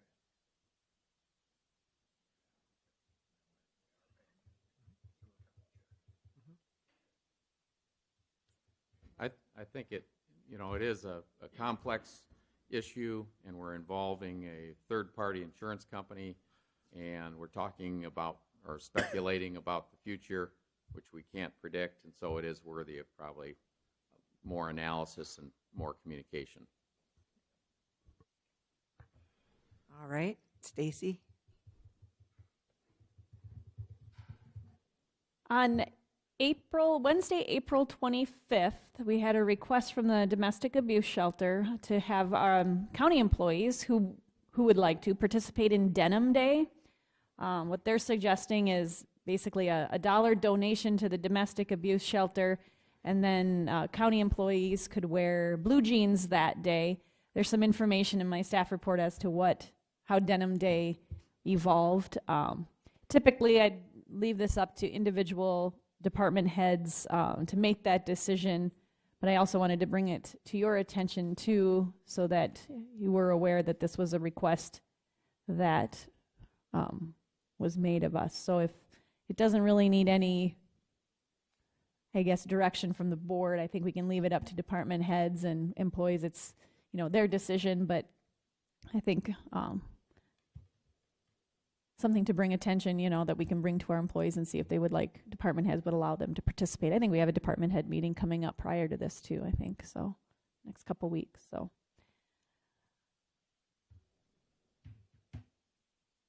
After spring workshop last week, a couple of you had approached me about, Rod Fortin had given a presentation on budgets, and part of that was the general fund surplus analysis, and there's a statute that speaks to that 40% rule. And the statute says the total unassigned fund balance of the general fund may not exceed 40% of the total amount of all general fund appropriations contained in the budget for the next fiscal year. So what he had said was, if you're reading into that, at any time during the year, the county should never be at over 40% of general fund surplus. And so I reached out to him and said, what is your take on that? And he said, well, that basically says why he thinks the statute needs to be revisited, because it doesn't really take into account the true cash flow of a county. And he said, bottom line, what auditors are going to look for is at December 31st of each year, is that 40%, that we're below that 40%. We're unique. Brookings County is very, very unique in that that Vicki provides that finance office report that we started, I think back in 2011, that we do that general fund surplus monthly. It used to be in the statute that you only had to report March and September. And at that time, you did have to be under the 40% in March and September, and that was removed from statute. So you used to have to report that to legislative audit, and they posted that on their website, where each county was at in March and September of each year. Now it's not, and basically what they look like is what's going to get audited at the end of the year is where we're at on December 31st. So I think that's the most important date that we look at. I said the only thing that we could do, and if you guys are up for it, we could have Vicki run it every day, and we meet every day if we're over 40%, and we deal with it. So, Ryan, you want to do that? Yeah, plenty of time. I mean, it's just unrealistic. So, maybe it's something that we should bring up to our association and maybe take a look at that statute and see if there's some revisions, or if maybe even Rod had some suggested language for that. So I don't know. I think, we get audited pretty heavily every year, and they've never said we were a problem. And I think what we're doing, our practices are just fine with there. And I don't know if it's an issue for us. So no, I don't see it. I don't see that being an issue for us. Until we get a call from them saying you're over 40%, we see you're over 40%, you need to get that down sometime prior to December 31st, then we can address it. And there's typically a couple times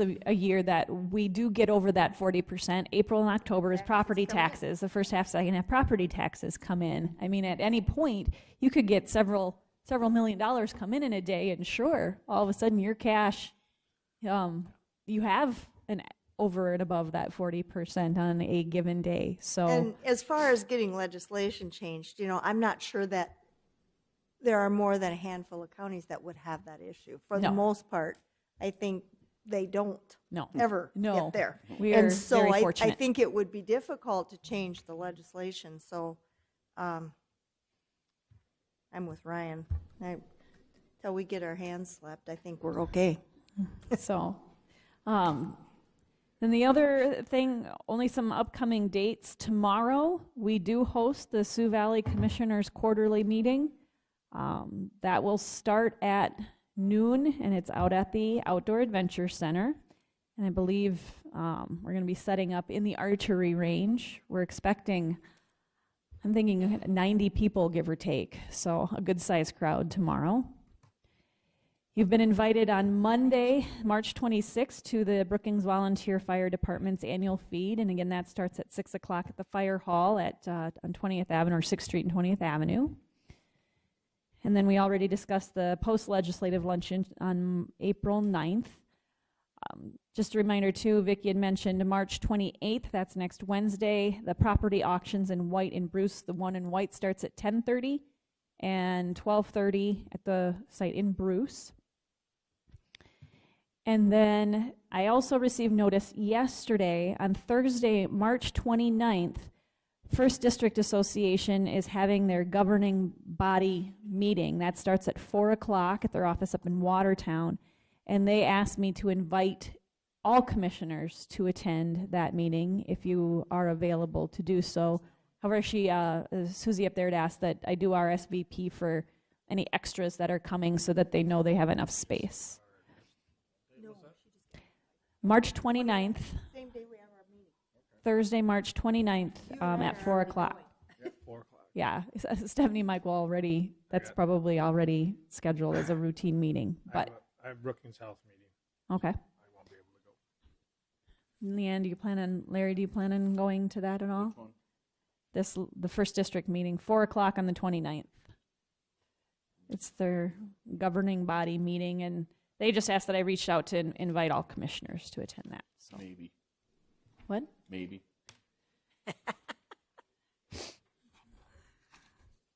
Can you let me know? Sure. Okay. That's all I have, unless you have any other questions for me. That's in Watertown. Any questions Yeah. for Stacy? Steve, do you have the state's attorney's report? The only thing I have is I'm attending a veterans walk-in clinic tomorrow, or I should say Thursday, and that is in Watertown, sponsored by the young lawyers of the state bar. So it's a state bar event, and that event starts at 9, and it's open to all veterans, and they're letting an older lawyer appear and help, so I'm going to be there. That's all I have. Thank you. Commissioner Jensen? On the 13th, I attended the archery range committee on an evening. On the 14th, we drove out the spring workshop in Pier. On the 16th, we had a meeting out at the Outdoor Adventure Center with a GF&P programmer out of Sioux Falls. It was a very positive meeting. We also met with the Park and Rec coordinator here in Brookings, and it was very positive, and they're all looking forward to getting started out there. They were very excited, and they had some ideas they threw out, and I was amazed at some of the ideas they had. So on the 19th, yesterday, we had a jail expansion. We went through what we proposed for the historical people, and we've decided to postpone it for another month. We're going to sit down and do more of the design, and it'll be reviewed by all commissioners and our board before it's presented. They'll bring some options to you, to all of us, and that I'm not sure, he hasn't just scheduled a date yet. He's getting with his design people, and when they can come up with a design we can look at. That'll be determined shortly, and then we'll move forward from there. The only other thing I do have is a citizen talked to me, and I talked to Vicki a little bit. Some of the woodwork at the front counter down in the finance office is the laminate's basically let go, and the woodworking is actually gone. Hopefully we can get that fixed. Joint powers, I bring it up at the meeting, and hopefully we can get it fixed. The wood's actually gone. It's peeled away and gone. So that's all I have. On March 13th, I attended the Board of Directors meeting for the South Dakota Association of County Commissioners in Pier, and we went through and revised our policy statements for our organization at that time. And I was appointed to the scholarship committee, and we decided on a topic for the essay, and I don't have the wording of it. Lincoln County's commissioner took that, but it will have to do with school safety in light of all the violence that's been going on, and the students' ideas as to how we can make the schools safer and what the role of county government will be in that. So I'm excited to read those scholarship applications. The 14th and 15th, I was at the state convention, and sometimes some of our speakers are a little bit repetitious, although they have changed up what they talked about this time. But our opening session was absolutely outstanding. It was on scams and identity theft. And oh my gosh, she was fabulous, and so much information. And on a quarterly, the one thing that if I could tell our citizens is that on a quarterly basis, you should have each one of the reporting agencies send you a copy of your credit report. And you are entitled to that once a year. So on a quarterly basis, that would be once a year, but you would get 4 reports, or 3 reports. And I think that is an outstanding idea, and I'd like that to be public so that our citizens could do that to protect themselves a little bit. On March 19th, we had the jail expansion, and we better have some renderings before our next meeting. So that's all I have. Commissioner Krogman? Yes, March 13th, along with Commissioner Jensen, we had the Archery Range Committee. Just kind of an update. They are getting started on those offices. They've putting the furrows up, getting the sheetrock up, and they're going to town over there. So they're working pretty diligently at it, so we should see something here fairly quickly on those offices. So that'll be good. And we're working on one more agreement with the OAC there about the use of the facility. We have a rental agreement, which is for the office space.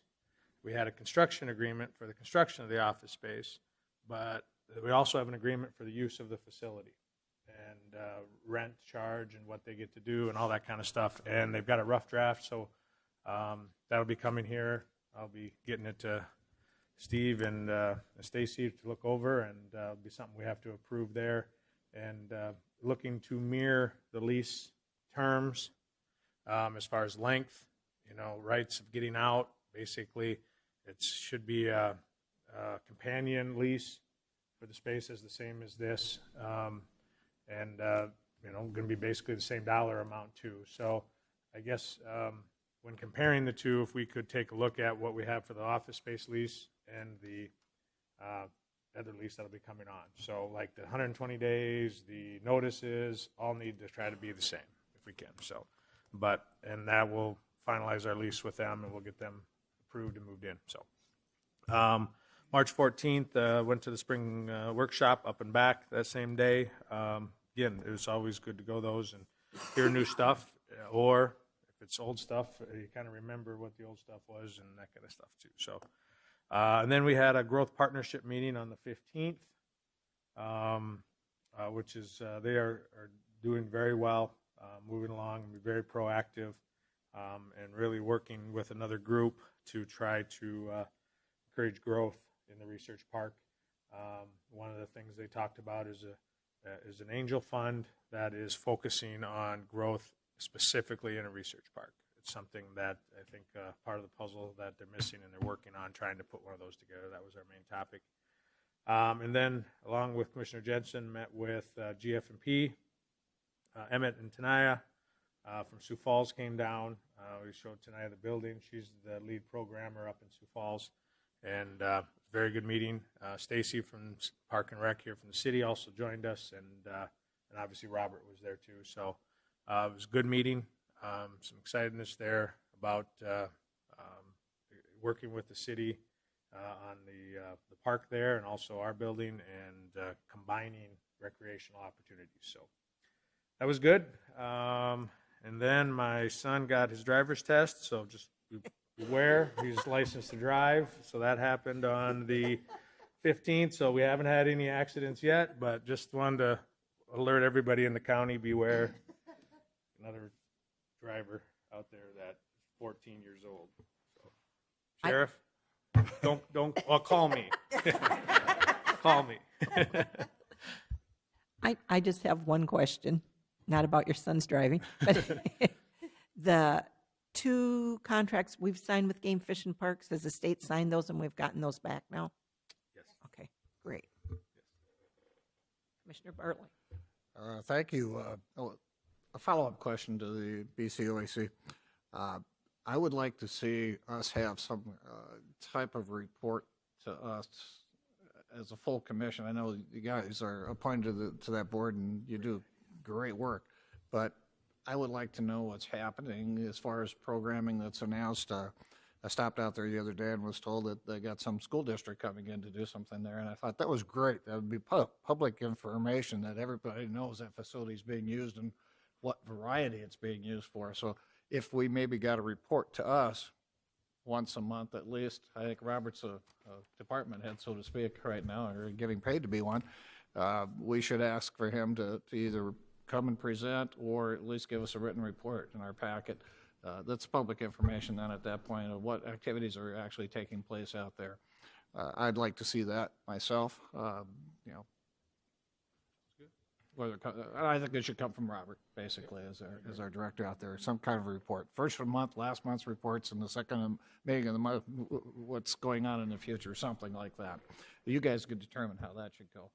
But other than that, my report is real short. We had some conflicts in scheduling in my office, wasn't able to make the spring meeting. However, I did make the March 15th Chamber BEDC annual meeting, and it was very well attended. And that's the conclusion of my report.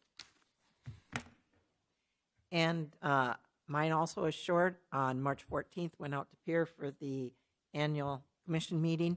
And then on March 15th was at the annual chamber meeting. And just for information's sake, Cubby's got the Downtown Business Award of the Year, and Knutson Dentistry got the Family of the Year Business Award, and it was a nice event. I would entertain a motion to adjourn. So moved. Second. All in favor? All right. Aye.